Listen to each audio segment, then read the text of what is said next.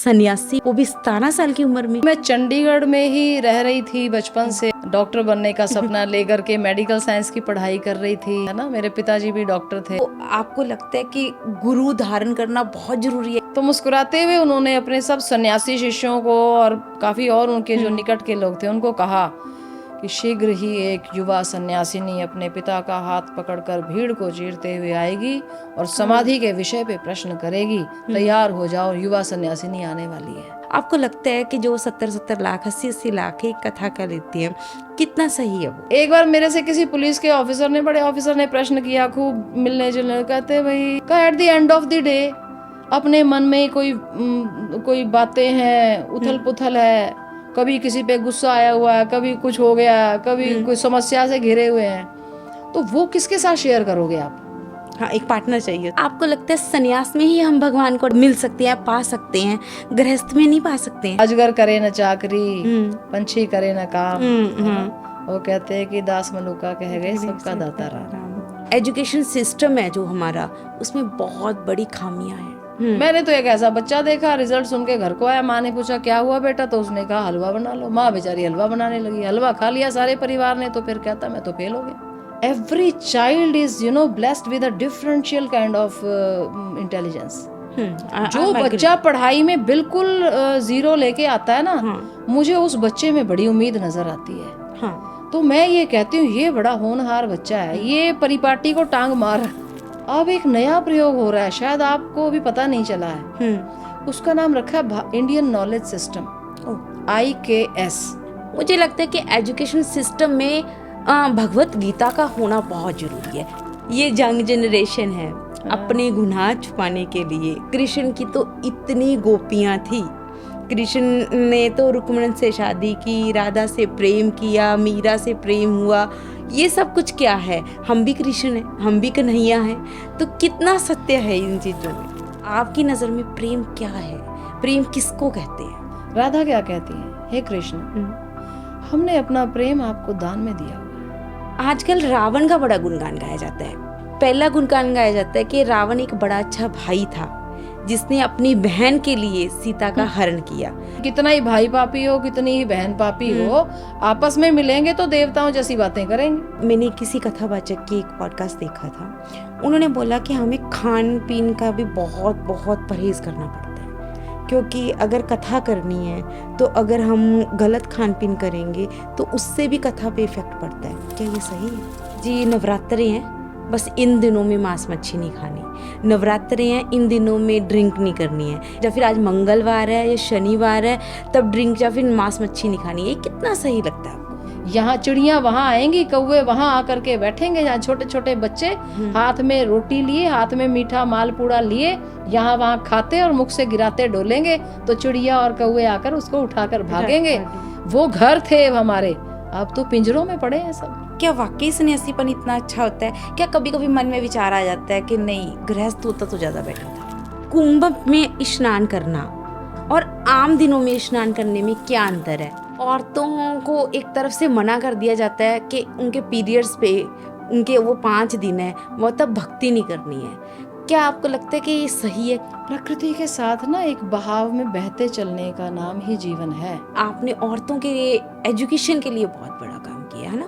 क्या आपको लगता है कि अभी भी जरूरत है और भी ज्यादा एजुकेशन देने की स्त्रियों को? आपके आश्रम में एजुकेशन के साथ साथ ऐसी क्या मॉरल वैल्यूज सिखाई जाती हैं जो बाकी जगह पे नहीं सिखाई जाती हैं? मेरे जीवन का स्वर्णिम काल अगर कोई कहा जाएगा तो वो 2-2.5 वर्ष मैंने जो जेल के और उन एडोलेसेंट क्रिमिनल्स के साथ बिताए, मैं उसको सबसे आगे रखूंगी। जब मैंने उनसे रिव्यू लिया तो उनका उत्तर ये था, बड़े आए भाग गए, आपको भी भगा देंगे, आप अपना काम करो जी। तो आपकी फेवरेट बुक कौन सी है जो समाज में आपको लगता है कि जरूर हर एक व्यक्ति को पढ़नी चाहिए? कई बार माता पिता पूछते हैं कि क्या बनेगा, तो मैं कहती हूँ कम से कम इतना तो जरूर बना के भेजूंगी कि ये आपके बुढ़ापे में आपकी लाठी बनेगा। मैं एक मंत्र जाप करती हूँ, पर मुझे नहीं पता कि मुझे खुद से करना चाहिए कि किसी गुरु को धारण करके करना चाहिए।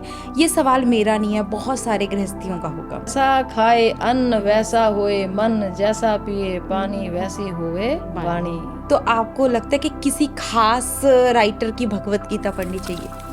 1 मिनट के लिए आपको समझाना है गीता है क्या, गीता का उपदेश क्या है। गाय के घी ने जो चमत्कार किया है ड्रग एडिक्ट्स के केस में, कि बच्चों ने खुद ये बात स्वीकार करी कि अब नहीं करेंगे। मेरी ऑडियंस के लिए पूछ रही हूँ, एक सिंपल शब्दों में भक्ति कैसे करें।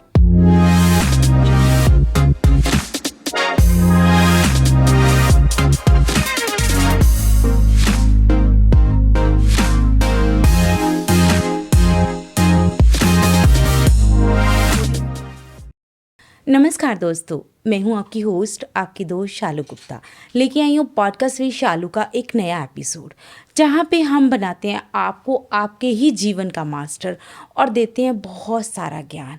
आज तक मेरे पॉडकास्ट में बहुत बड़े बड़े leader, doctor, IAS, IPS, actors, producer बहुत लोग आए, पर आज जो आए हैं मैं उनका पहले तो बहुत बहुत शुक्रगुजार हूँ कि उन्होंने हमारे स्टूडियो में आके ये पॉडकास्ट शूट करने का सोचा। आज हम मुलाकात करेंगे डॉक्टर स्वामी अमृता जी से, जो कि आपको ज्ञान देंगी, जो कि आपको बताएंगे कि आपने अपने बच्चों का पालन पोषण कैसे करना है, जो कि आपको प्रेम का असली अर्थ बताएंगी, जो कि आपको बताएंगी कि अपने समाज में रहते हुए भी आप भक्ति कैसे कर सकते हो, गृहस्थ में रहते हुए भी आप भक्ति भाव कैसे उत्पन्न कर सकते हो। सन्यासी होना बहुत ज़रूरी नहीं है, पर गृहस्थ में रहते हुए भी आप दुनिया में जीते हुए भी परमात्मा को कैसे पा सकते हो। वो आपको बताएंगी कि कैसे हम कुछ रोगों से, जैसे कि ड्रग्स के रोगों के बारे में बात होगी आज इस एपिसोड में, कि कैसे छुटकारा किया जाता है। गौ माता जिसको हिंदू धर्म में बहुत बड़ा माना जाता है, उसकी क्या क्या महत्वता है कि गऊ को हाथ लगाने के, सिर्फ हाथ लगाते ही आपका BP तक ठीक हो सकता है, आपका ब्लड प्रेशर तक ठीक हो सकता है। इन चीज़ों के बारे में आज इस एपिसोड में हम करेंगे चर्चा। एक साध्वी को मैं आज लेके आई हूँ जिन्होंने आज हमारे घर में आके पॉडकास्ट शूट किया है, और उसके लिए मैं आपका बहुत बहुत बहुत धन्यवाद करती हूँ। शालू जी, आपका बहुत अभिनंदन है कि आपने इस पॉडकास्ट में आज ये विषय रखा है कि एक सन्यासी को आज के समाज के आप सामने लाना चाहते हो, क्योंकि हमारा हृदय बहुत सी गहराइयों को छिपाए हुए बैठा है, और आज हमारी बातचीत के माध्यम से ना जाने कौन कौन से चीज़ें बाहर निकल के आएंगी, और समाज के हित में अगर कुछ होता है तो बहुत अच्छा है। बहुत अच्छी बात बोली आपने, है ना। जब मेरे को पता चला, मेरे को आपका रेफरेंस मिला कहीं से कि आप उनका पॉडकास्ट करो, है ना, तो मुझे बड़ी खुशी हुई, पर बड़ी दुविधा भी थी कि क्या एक संत मेरे घर आएंगे पॉडकास्ट करने के लिए। पर जब आपने ये चीज़ स्वीकार की तो उसके लिए मैं दिल से गहराई से शुक्रिया आपका। पहले आपका भी बहुत बहुत शुक्रिया। पहले तो स्वामी जी, मैं आपसे सबसे बड़ी बात जानना चाहती हूँ। संत, कथावाचक, ये तो बहुत सुना है, साथ में सन्यासी भी, वो भी 17 साल की उम्र में, ऐसा आपने क्यों सोचा? ऐसा है कि सन्यास मेरे जीवन की परिणति थी, वो इस जन्म की कहानी नहीं है। हम लोग पुनर्जन्म में विश्वास करते हैं, तो ये कई जन्मों का कुछ रहा होगा। हालांकि मैं चंडीगढ़ में ही रह रही थी बचपन से, और डॉक्टर बनने का सपना लेकर के मेडिकल साइंस की पढ़ाई कर रही थी, aspiring to become a doctor, है ना। मेरे पिताजी भी डॉक्टर थे, और उस समय में जब शायद +1 +2 में वो सब चल रहा था और मैं एग्ज़ाम्स भी दे ही रही थी, उसी काल में मुझे एक ऐसे जगह जाने का अवसर मिला जहां हमारे आध्यात्मिक गुरुदेव जो हैं, उनकी संस्था के द्वारा एक अंतर्राष्ट्रीय सम्मेलन किया गया था, जिसमें योग और आयुर्वेद के माध्यम से वो बहुत सारी चर्चाएं कई दिनों तक चल रही थी। तो जो अंतिम दिन था, उस दिन योग का समाधि का विषय आ चुका था। हमारे पिताजी उसमें 2-3 बार आमंत्रित किए गए थे, उनको उनका लेक्चर देने के लिए बुलाया गया था। वो आयुर्वेदाचार्य थे, तो हैं अभी। और तो अंतिम दिन उन्होंने कहा कि बड़ी अद्भुत बातें सुनने को मिलती हैं, तो आओ तुम भी साथ चलो। तो मैं जस्ट अकम्पनी करने के लिए साथ चली गई थी। शायद वो दिन परमात्मा ने उसी तरह से होना था, वो सब लिखा हुआ था।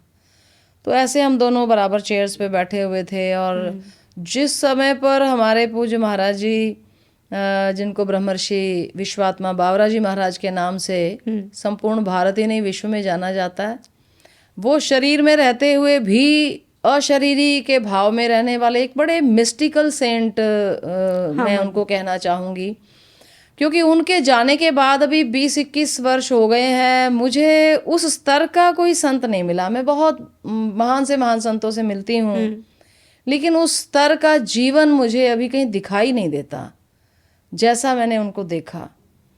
तो उनका आगमन जब हुआ, उनकी खड़ाओं की एक विशेष रूप की आवाज़ ध्वनि होती थी खटखट की, वो हृदय के अंदर, बुद्धि के अंदर उसने एक जैसे आंदोलन सा कर दिया। फिर वो सामने जाके मंच पे बैठे तो बहुत लोग जो थे अपनी चर्चाएं दे के जा चुके थे। उन्होंने अंत में आकर के और समाधि विषय के ऊपर अपना जो एक अनुभूत ज्ञान, उनका एक अनुभव था, जब उस विषय पे वो बोलने लगे तो वहाँ हजारों की संख्या में यूनिवर्सिटीज के प्रोफेसर्स और डॉक्टर्स, पीजीआई के और आसपास के क्षेत्र के, बड़ा एक जिसको आप कहते हो कि वेल इंटेलेक्चुअल और लर्नड जो समाज था वो भी बैठा हुआ था। साधारण महिलाएं भी बैठी हुई थी, वहाँ बच्चे भी बैठे हुए थे, वहाँ विद्यार्थी भी बैठे हुए थे। विषय उनका समाधि का था। तो 7 स्टेट्स ऑफ समाधि जो हैं, उन्होंने जब उनको अकॉर्डिंग टू पतंजल योग जो वो जिसको वो ज़्यादा फॉलो भी करते थे, तो वो जब उन्होंने बतानी शुरू करी तो उनके बताने में वो एक बड़ा गहरा अनुभव अपना जो है वो बता रहे थे कि कैसे उस स्तर पे जाके क्या चेंजेस होते हैं, कैसे कैसे वो आपका जो प्राण है वो एक स्तर से दूसरे पे आप उठते चले जाते हो। तो वहाँ पर जैसे सविचार समाधि, फिर निर्विचार समाधि, फिर सविकल्प समाधि, फिर निर्विकल्प समाधि, फिर संप्रज्ञात, फिर असंप्रज्ञात समाधि। तो ये समाधियों के स्तर हैं। ओके। तो उनमें से हर एक लेवल पे वो बड़ी बारीकी से चीजें बता रहे थे। तो वो चीज जो है वो मैंने जीवन में यद्यपि पहली बार सुनी थी, लेकिन उसको सुनते सुनते मेरे अंदर एक ट्रांसफॉर्मेशन हो गया। अपने आप हुआ। मैंने अपने पिताजी का हाथ पकड़ के कहा कि मैंने कहा ये जो कह रहे हैं ये मुझे सब कुछ आता है। सीरियसली। तो वो बड़े हैरान हो गए।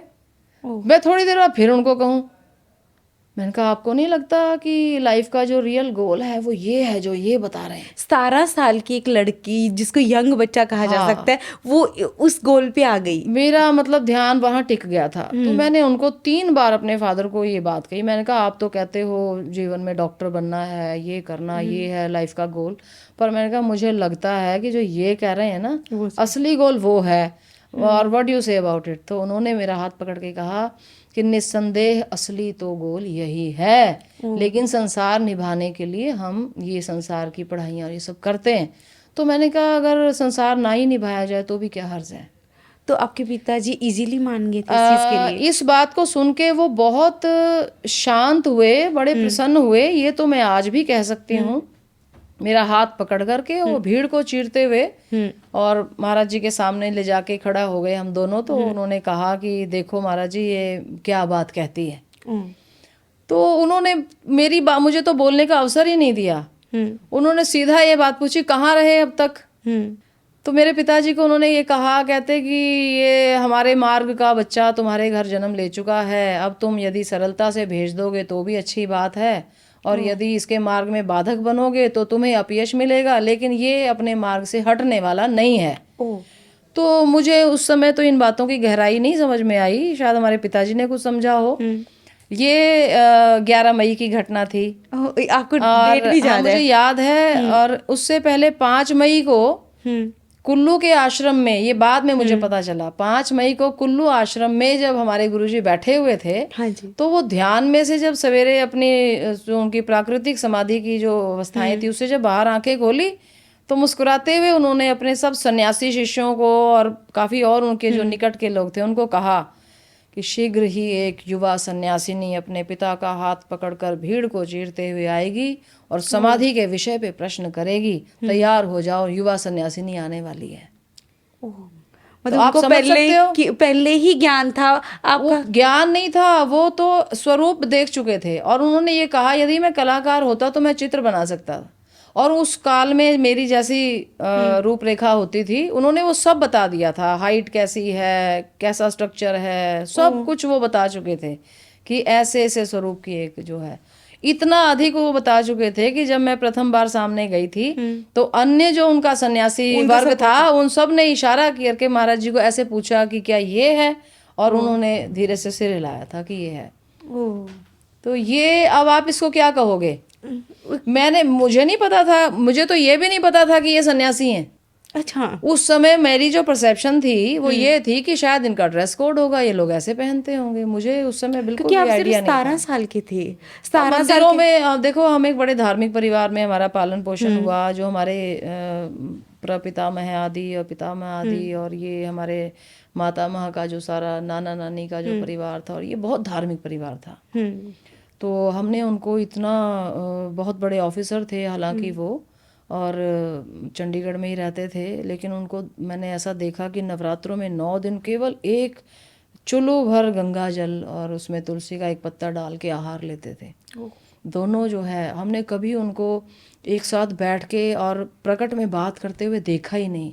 वो हमेशा किसी दीवार का दरवाजे की ओट से ही बात करते थे आपस में। हमने जब उनको देखा है वो जमीन पे उकड़ू बैठ के और माला जपते हुए देखा है।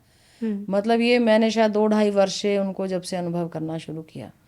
और मेरी जब अवस्था 3-3.25 साल की रही होगी, थोड़ा बहुत अक्षर ज्ञान जब क ख ग पढ़ने लगे, उसी समय मेरे हाथ में सुंदरकांड जो है वो पकड़ा दिया और कहा कि चलो पढ़ो, बिना मात्राओं के पढ़ डाला।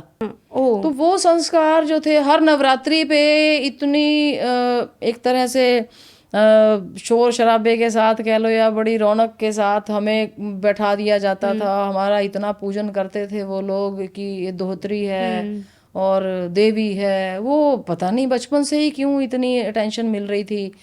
और दुर्गा सप्तशती का पाठ मेरे से करवाया जाता था, बहुत छोटी है, तुम पढ़ोगी तो हम सुनेंगे। अच्छा। है ना। तो वो अब शायद हमारी नानी जो थी वो पढ़ना नहीं जानती होगी, तो वो मेरे पे डिपेंड करती होगी, शायद ऐसा होगा। लेकिन वो दोनों बैठते दिन भर कि आएगी बिटिया तो वो पाठ सुनाएगी। पूरी दुर्गा सप्तशती मैं उनको हिंदी में पूरी पढ़ के सुनाती थी। शायद ये पिछले जन्मों का कुछ, ये कई जन्मों के संस्कारों का ही था ना। तो आजकल के बच्चे भाग जाएंगे, वो पढ़ेंगे ही नहीं। नहीं पढ़ेंगे, नहीं, बिल्कुल नहीं पढ़ेंगे। मैं अच्छा, मुझे बड़ी प्रतीक्षा रहती थी कि मुझे जाना है, अब जल्दी मुझे वो सुनाना है। जैसे ही उसमें फिर भगवती के चरित्र आते थे कि कैसे राक्षसों को मारा, ये तो हालांकि उस समय आयु छोटी थी, मेरी सांस ना ऐसे ऊपर नीचे होने लग जाती थी। तो मेरी नानी पीठ पे हाथ फेर के कहती थी कि आराम से आराम से। तो मतलब मुझे ऐसे लगने लगता था कि दुर्गा जी की शक्ति, शायद मैं उसको फील कर पाती थी कि कैसे संसार में दुर्गुण है, कैसे उन्होंने सबको वो किया, तो कैसे शक्ति बन के। तो शायद वो बीजारोपण हो गया था कहीं ना कहीं। बचपन से ही हो गया, बचपन में हो गया था। तो या आपको संघर्ष नहीं करना पड़ा इस संन्यास को लेने के? संघर्ष काफी हुआ। संघर्ष ऐसा हुआ कि मुझे तो जब कह लो कि गुरु और शिष्य का संबंध तो शाश्वत है, तो हर बार वो मिलेंगे ही। हाँ जी। है ना। तो जब वो मिले तो उन्होंने पहचान लिया, हमें भी वो पहचान हो गई वो समाधि का। तो मैंने पहला प्रश्न तो यही किया था कि ये, उन्होंने कहा हाँ बोलो क्या कहना चाहते हो। तो मैंने कहा जो आपने आज समाधि की बात करी है, मुझे ऐसा लगता है कि वो मुझे सब आता है। तो उन्होंने उसका उत्तर ये दिया था कि इस जन्म से नहीं, कई जन्मों से आता है। तो हमारे पिताजी को उन्होंने कहा, कहते यदि तुम मेरी बात को गंभीरता से समझ रहे हो तो ये हमारे मार्ग का बच्चा है, और यदि तुम चाहते हो कि इसकी साधना जहाँ रुकी थी वहां से आगे बढ़े, तो कल सवेरे ले आना, यहाँ दीक्षा का कार्यक्रम होगा, तो उसमें मैं बताऊंगा। हमारे पिताजी अगले दिन ले गए। अच्छा। अब आप बताइए कि वो ले गए। हाँ। और उनके सामने ही बैठे हुए बड़ी एक रहस्यमयी, हमारे यहाँ जो गायत्री मंत्र की जो होती है ना, तो गायत्री में हम 3 व्याहृतियां बोलते हैं। हाँ जी। ओम भू, भुवः और स्वः।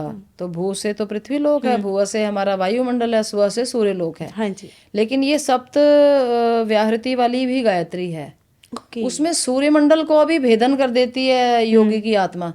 और सूर्यमंडल का भेदन करने के पश्चात फिर वो और भी 7 स्तर है, वो ज्यादा डीप आध्यात्मिक चर्चा हो जाएगी।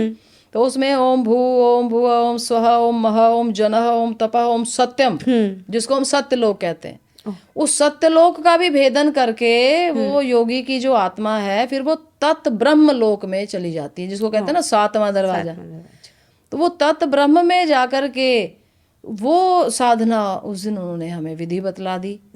तो अब वो बड़ी गहरी बातें हैं। पहली बार अभ्यास किया तो मूर्छा प्राणायाम हो गया था और काफी ऐसा, तो वो चीजें तो फिर कभी पहले जैसे आप 17 साल से पहले जब जीवन जी रहे थे, कभी जैसे लड़कियों का एक विचार होता है कि हमारी शादी होगी, हमारा कभी नहीं, आया ही नहीं कभी विचार? कभी भी नहीं आया। मेरे उस समय के स्वरूप को देख ले, अगर कोई फोटो वोटो कभी दिख गई आपको, तो आप ये भी नहीं कह पाओगे कि लड़की है कि लड़का है। ओह, कभी किसी भी प्रकार का वस्त्र भी ऐसा नहीं पहना, कोई इंटरेस्ट ही नहीं था।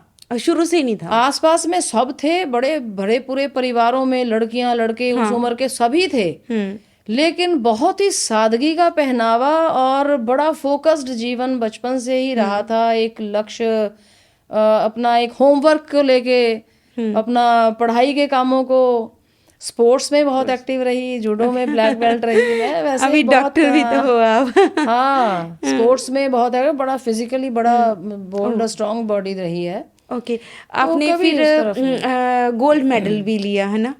हाँ, वो तो फिर आगे पढ़ाई में। पढ़ाई तो संन्यास के बाद पढ़ाई की? संन्यास के बाद पढ़ते रहे आप। आजकल आपने देखा होगा बहुत सारे कथावाचक हैं जिनकी बहुत ही भारी भरकम फीस देनी पड़ती है, 70-80 लाख तक।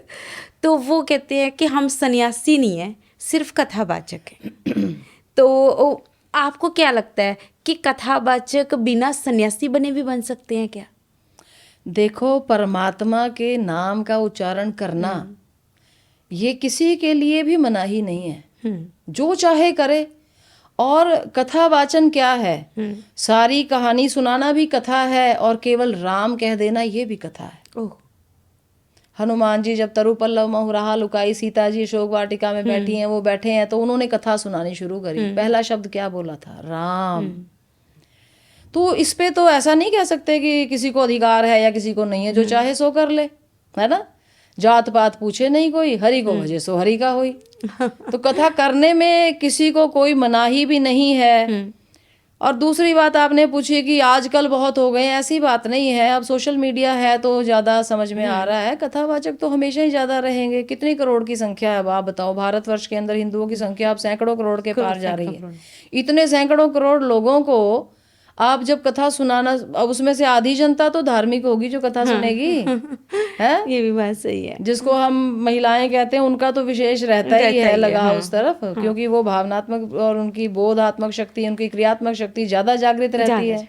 ये बिल्कुल सही है। जब कथावाचक की बात आती है, सोशल मीडिया के कारण आजकल कहीं ना कहीं कथावाचक बहुत बहुत फेमस हो रहे हैं। कुछ कथावाचक एक सेलिब्रिटी की तरह हो चुके हैं, जो बहुत महंगे हो चुके हैं, है ना। जो आम लोग, क्या बहुत अमीर लोग ही उनको अफोर्ड कर सकते हैं कथा के लिए। आपको लगता है कि जो 70-70 लाख 80-80 लाख एक कथा का लेते हैं, कितना सही है वो? अच्छा, एक बात ये बताओ कि जो लोग मान लो 1 करोड़ रुपया कोई कथा का ले रहा है, हाँ जी, क्या आप दे रहे हो, क्या हम दे रहे हैं? नहीं दे रहे ना। अभी यहाँ आपके क्षेत्र में एक पंडाल लगा था, हाँ जी, तो वो आप शायद उसी कैटेगरी में बात करते हो ना कि भाई ये। तो ये बताओ कि उनकी कथा का मोल आप कैसे कहते हो 1 करोड़ में कर रहे हो? वो तो फ्री में है, कथा तो सबको मिल रही है, कुर्सियां लगी हैं, आप जाओ बैठ जाओ, कथा सुन लो, आ जाओ। टीवी पे आ रहा है, आप टीवी ऑन करो, कथा सुन लो। कथा तो फ्री मिल रही है सबको। अब कोई है जो उनको बुला रहा है, कोई है जो उनको प्रेम से दे रहा है। किसी का वो छीन के तो नहीं ले जा रहे, नहीं नहीं नहीं, कोई पिस्तौल दिखा के तो नहीं ले रहे। आखिर उन्होंने बताया होगा, उन्होंने हाथ जोड़े होंगे कि नहीं हम अवश्य देंगे, आप आइए। अब बड़े बड़े रईस परिवार हैं, वो अपने परिवार में बच्चों की शादियां करते हैं जब, तो वो महंगी महंगी, हमने सुना है कि उपहार रिटर्न गिफ्ट में देते हैं। तब कोई प्रश्न चिन्ह खड़ा नहीं करता। कोई मल्टी मिलियनर परिवार होता है, वो अपने बच्चे का जन्मदिन मनाता है और वो रिटर्न गिफ्ट में पता नहीं क्या क्या महंगी महंगी गाड़ियां भी बांट देते हैं। उस बात पे कोई चर्चा नहीं करता। अरे भाई, वो कथावाचक हैं, उनके शुक जैसा मुख है। जैसे शुकदेव जी के मुख से कथा सुनते थे ना, तो लोग उनको कृष्ण ही मान लेते थे। अब ये नन्हे नन्हे बालक और बालिकाएं हैं, इन्होंने अपनी जवानी को भगवान को समर्पित कर दिया। यदि उनके रूप स्वरूप पे भी कोई मोहित हो रहा है, यदि उनकी वाणी के प्रभाव से भी कोई अगर मोहित हो रहा है ना, मोह में आकर के भी कोई अगर उनको दे रहा है, धन दक्षिणा भी मिल रही है, तो उनका अधिकार है, क्यों ना मिले उनको। बहुत अच्छी बात। कोई दे रहा है, वो ले रहे हैं, वो किसी से मांग नहीं रहे, वो जबरदस्ती किसी से करते नहीं है। और आपको यदि सुननी है, आप अफोर्ड नहीं कर सकते, जब कोई अफोर्ड करेगा तो सुन लेना, टीवी पे है, सोशल मीडिया पे है, आप सुन लो। बहुत अच्छी बात बोली कथा तो आपने। फ्री में ही है। कथा फ्री में ही है ना। हाँ। बहुत अच्छी बात बोली। अब हम बात आते हैं, जब कथावाचक की बात आती है तो मेरे दिमाग में एक चीज़ आती है। मैंने बहुत सारे कथावाचकों की इंटरव्यूज़ देखी, पॉडकास्ट भी देखे, तो उन्होंने बोला कि जब कथावाचक के लिए कुछ रूल एंड रेगुलेशंस कुदरती हो जाते हैं अपने आप, जब हम अपने गद्दी पे या फिर हम अपने कथा करने के लिए जाते हैं, तो कुछ ना कुछ हमें रूल एंड रेगुलेशंस अपनाने पड़ते हैं। मैं आपसे जानना चाहूँगी इसमें कितना सत्य है और कौन कौन से रूल एंड रेगुलेशंस होते हैं। देखिए, ऐसा है कि आप आजकल जैसे ज़्यादा प्रचलन में श्रीमद् भागवत की कथा है, श्री राम कथा है, और दुर्गा जी के जब नवरात्रि आते हैं तो फिर उनकी कथा आ जाती है, शिव पुराण हो जाता है तो शिव जी की कथा भी आ जाती है।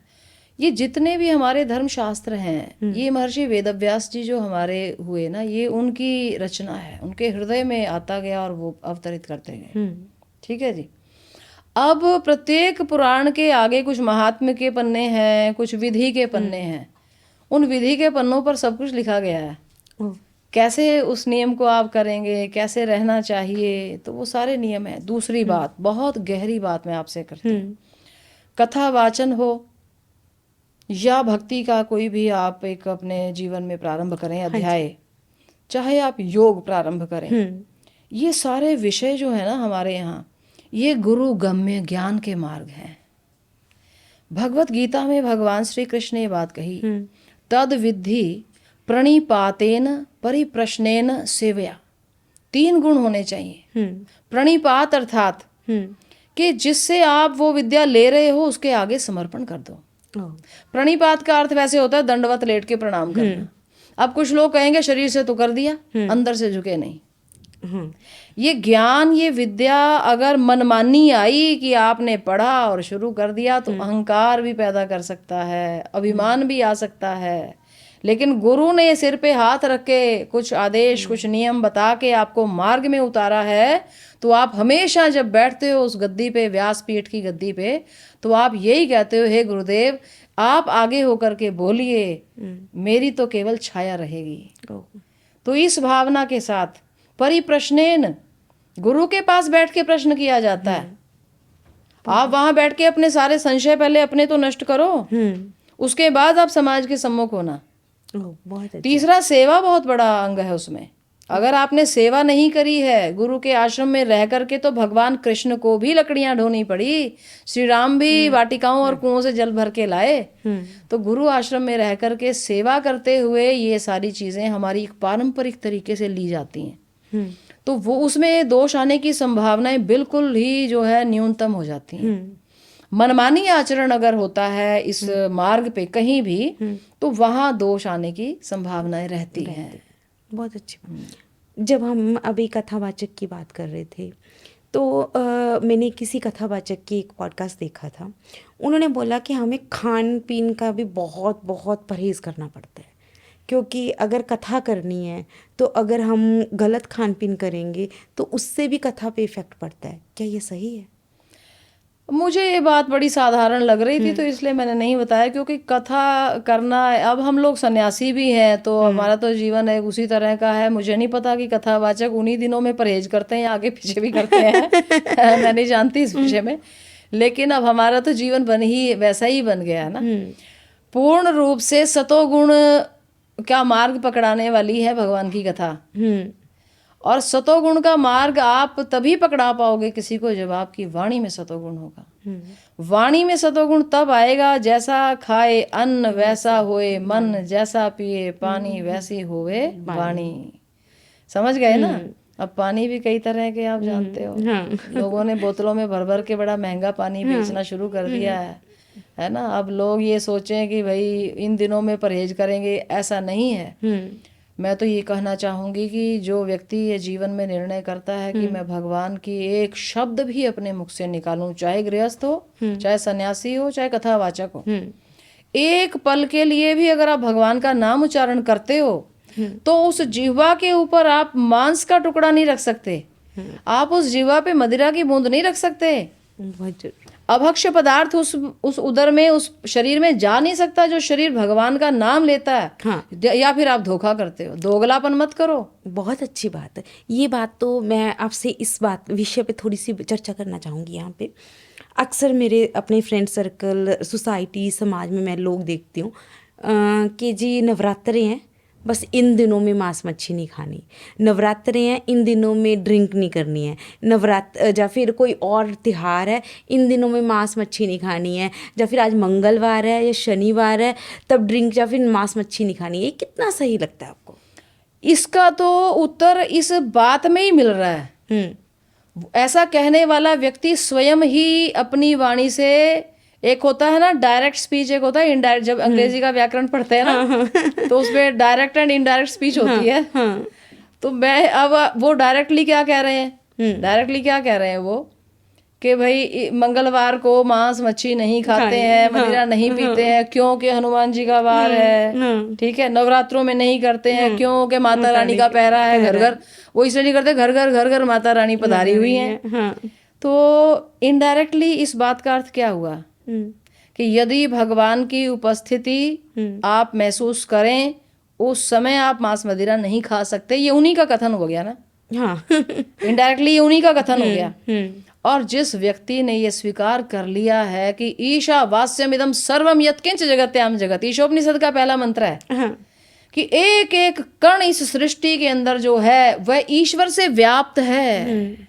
Presence of God in every smallest particle. ये मैं मानती हूँ। अगर वो है तो इस शरीर में भी भगवान है, हर चीज के अंदर भगवान है। तो भगवान की उपस्थिति हर समय है ईश्वर की, तो फिर आप कैसे मांस मदिरा ले सकते? नहीं ले सकते, है ना। तो इस चीज पे जब आपने बोला ना कि शरीर के अंदर भी भगवान है, तो मुझे एक मेरी नानी की बात कही हुई याद आ गई है, जो मेरे घर में अक्सर कहा जाता है कि जब तक भगवान तुम्हारे अंदर है ना तुम जिंदा हो, जिस दिन भगवान जब वो रूह निकल गई तो उस दिन आप मर जाओगे। हाँ, तो उसको परमात्मा और इसको आत्मा हाँ। है ना, और जीवात्मा भी कह देते हैं। और इन दोनों का कहा कि स्वरूप बताओ फिर क्या है, परमात्मा कैसा है और आत्मा कैसा है। तो उसका बड़ा साधारण सी बात में गंगा जी बह रही हैं, एक लोटा भर लिया, हाँ जी, अपने घर ले आए। अब मैं अगर आपसे पूछूं कि इस लोटे में क्या है, आप क्या कहोगे? गंगा जल है।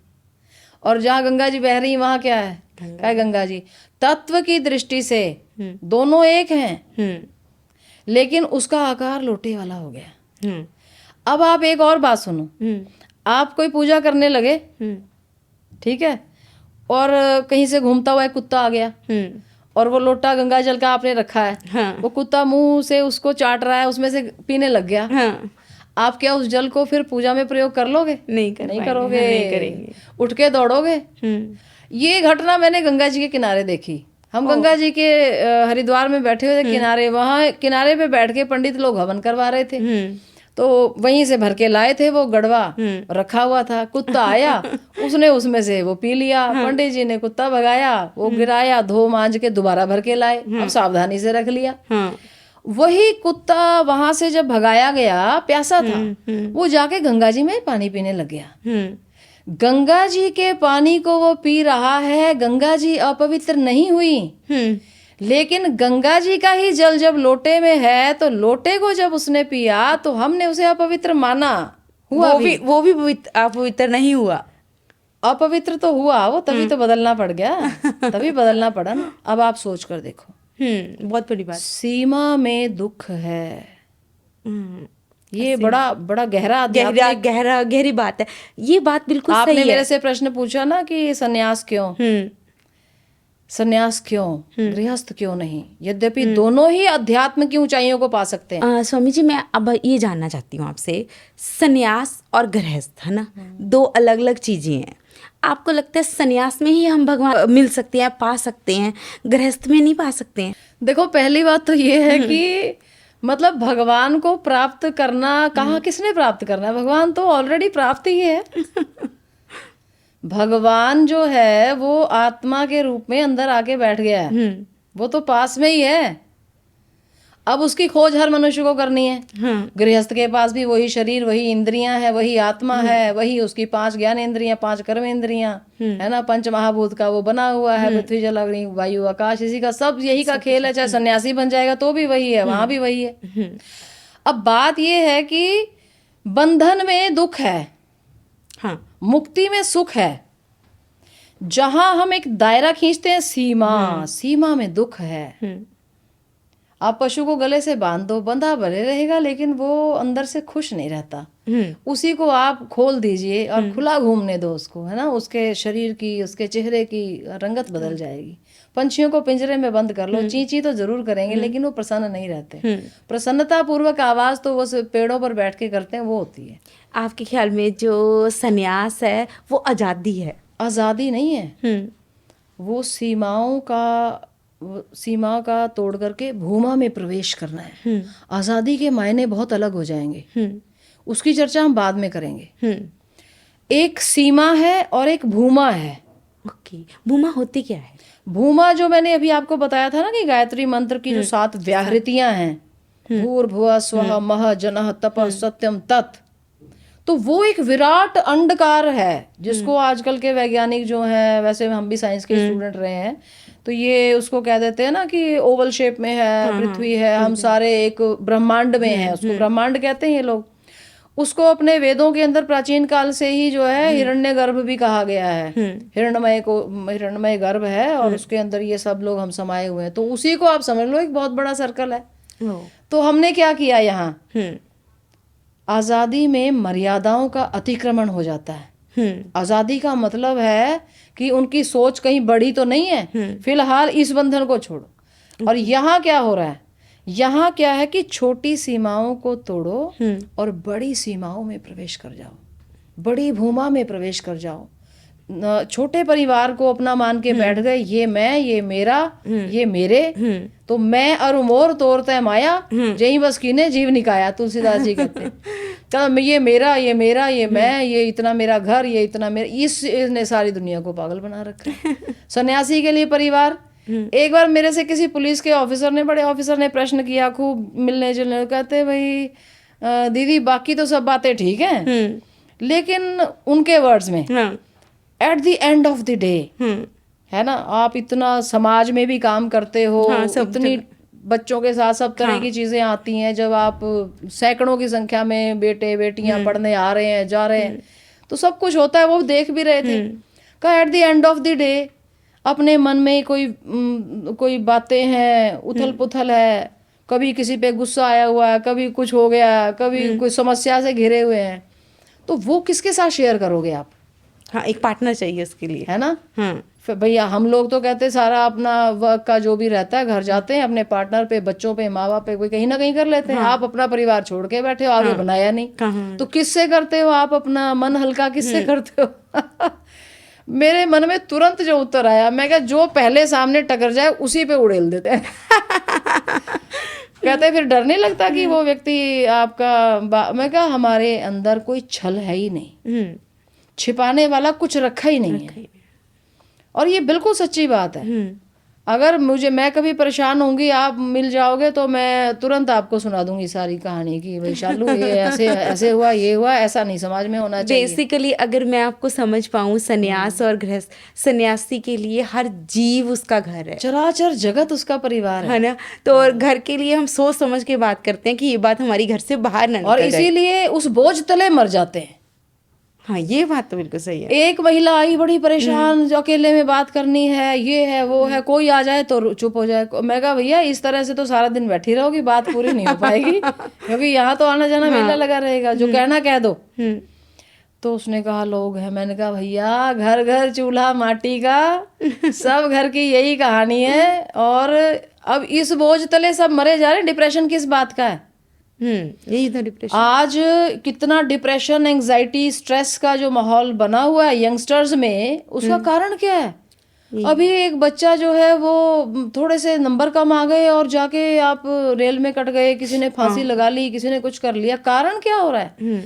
सिर्फ ये ना कि उसने अपने आप को इतने बंधन में डाल रखा है कि अगर ये परसेंटेज नहीं आई तो 10 लोगों में मेरी बेइज्जती हो जाएगी। वो 10 लोग कौन है? ये अक्सर मैं उन 10 लोगों को आपने पराया क्यों मान रखा है? ऐसा क्यों सोच रखा है कि उनसे बात करेंगे तो हमारी बेइज्जती हो जाएगी या डिस्क्लोज? अपना कुछ छिपाने लायक मत रखो। दुनिया में सब लोग जन्म ले रहे हैं, मनुष्य के चोले में सब आ रहे हैं, वो सब पढ़ लिख रहे हैं, सबको परेशानियां आ रही हैं, सभी लोगों के नंबर कभी ऊपर कभी नीचे हो रहे हैं, पास फेल भी बहुत दुनिया हो रही है। उसमें क्या छिपाना है? अगर हम फेल हो गए तो कह दो यार हम तो फेल हो गए। मैंने तो एक ऐसा बच्चा देखा, रिजल्ट सुन के घर को आया, माँ ने पूछा क्या हुआ बेटा, तो उसने कहा हलवा बना लो। माँ बेचारी हलवा बनाने लगी, हलवा खा लिया सारे परिवार ने, तो फिर कहता मैं तो फेल हो गया। माँ कहती चलो कोई बात नहीं बेटा, अगली बार पास हो जाना। इतनी सहजता से हम जीवन को क्यों नहीं जी पा रहे? ये बात बिल्कुल सही है जो आपने बोला ना, ये बात वाकई समाज को क्योंकि जहाँ तक मुझे लगता है, जब मैंने बहुत सारे पॉडकास्ट किए, बहुत सारे लोगों से मिली, बातचीत हुई, तो मुझे लगता है कि ये बिल्कुल सच है। प्रॉब्लम सबकी वही है, जहाँ रिलेशनशिप इशू है, बच्चों के नंबर्स का इशू है, धन का इशू है, या फिर आपका हेल्थ का इशू है सब वो 5-7 ही इशू हैं जिसके कारण आपका जीवन नरक है, या जो भी है। किसी की कोई दिक्कत है, किसी की कोई, पर दिक्कतें वही हैं 5-7, इससे ज्यादा नहीं है। अच्छा एक बात बताओ, खाने के लिए कितना चाहिए आपको?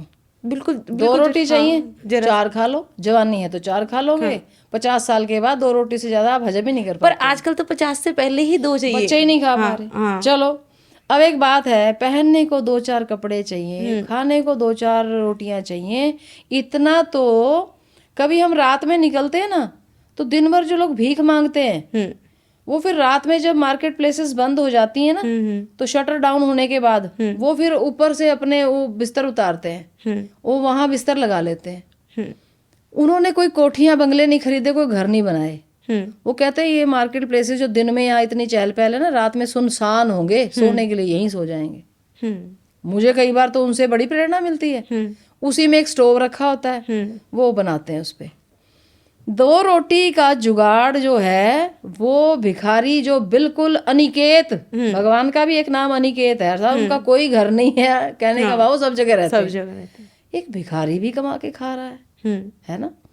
कौन इतना जो बिल्कुल ही लूला लंगड़ा है, अंधा ही पैदा हो गया है, उसको भी परमात्मा भरपेट रोटी तो दे रहा है। जो अक्सर घरों में बोला जाता है ना कि कीड़ी को भी अन्न तो मिल ही जाता है ना? चाहे वो एक स्टोरी भी आती है कि राजे की तिलक से मिल गई। अजगर करे न चाकरी, पंछी करे न काम, है ना?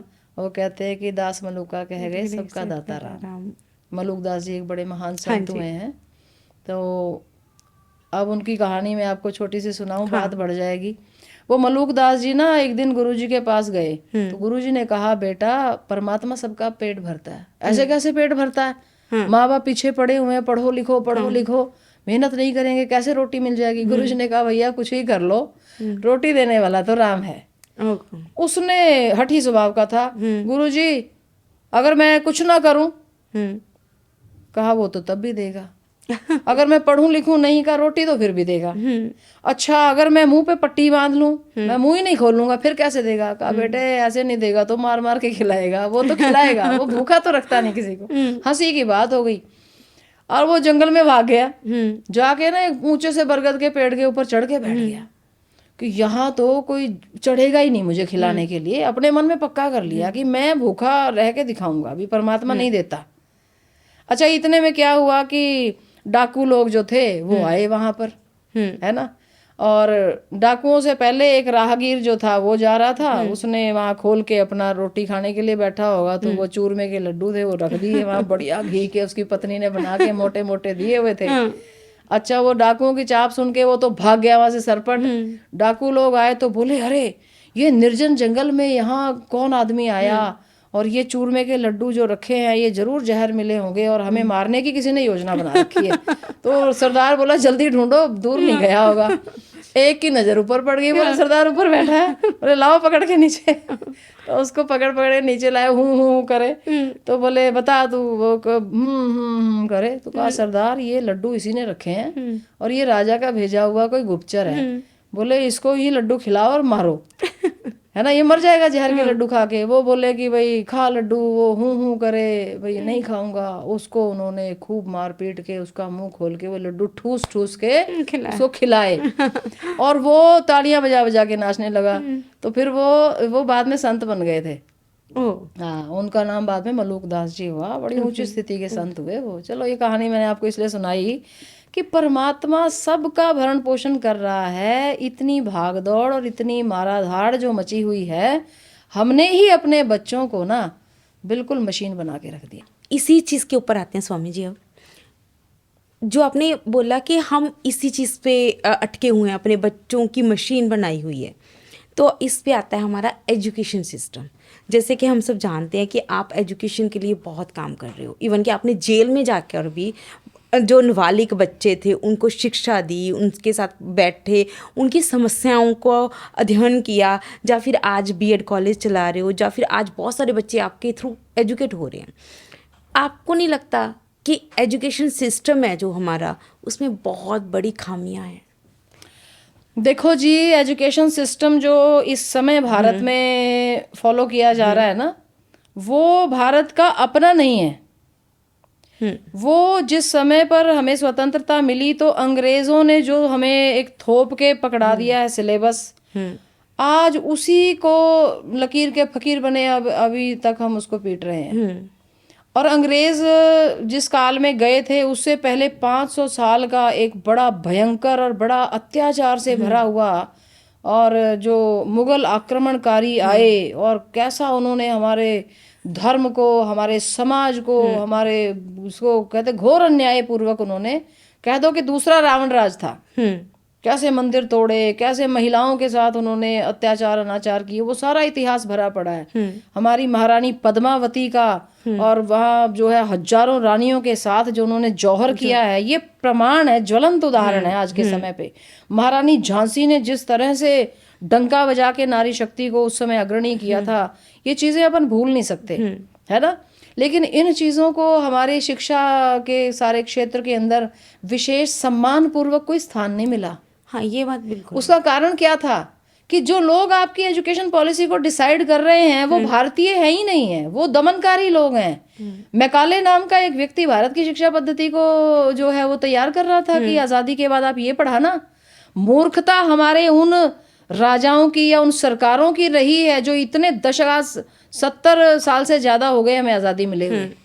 70 ईयर्स आप सोच के देखो, 70 वर्षों के अंदर 3 पीढ़ियां निकल गई हैं, और वही लकीर के फकीर बने हुए हम अपनी दास्तां की गुलामी की कहानियां उनको पढ़ रहे हैं हमारे बच्चे। ये बात ना बिल्कुल बिल्कुल जायज़ मुझे लगती है, क्योंकि कहीं ना कहीं मैं भी एजुकेशन सिस्टम पे काम कर रही हूँ। तो कभी कभी लगता है कि जो साइन कॉस थीटा या फिर मुगल या फिर कुछ और जो इतिहास है बहुत ज़्यादा, मतलब वो कहीं हमारी ओरिजिनल लाइफ में बहुत सारी चीज़ें हमारी एजुकेशन सिस्टम में ऐसी पड़ी हैं जो हमारी लाइफ में काम ही नहीं आती हैं। आपको लगता है ये बात मैं सत्य कह रही हूँ? हाँ, ये बिल्कुल सत्य कह रहे हो आप। एक बच्चे ने साधारण से प्रश्न कर लिया गया था, क्या होगा इसको पढ़ के। तो अब एक बच्चा किसी एक विषय को लेके कहता है ये पढ़ना जरूरी है, तो हम क्यों नहीं समझ पा रहे?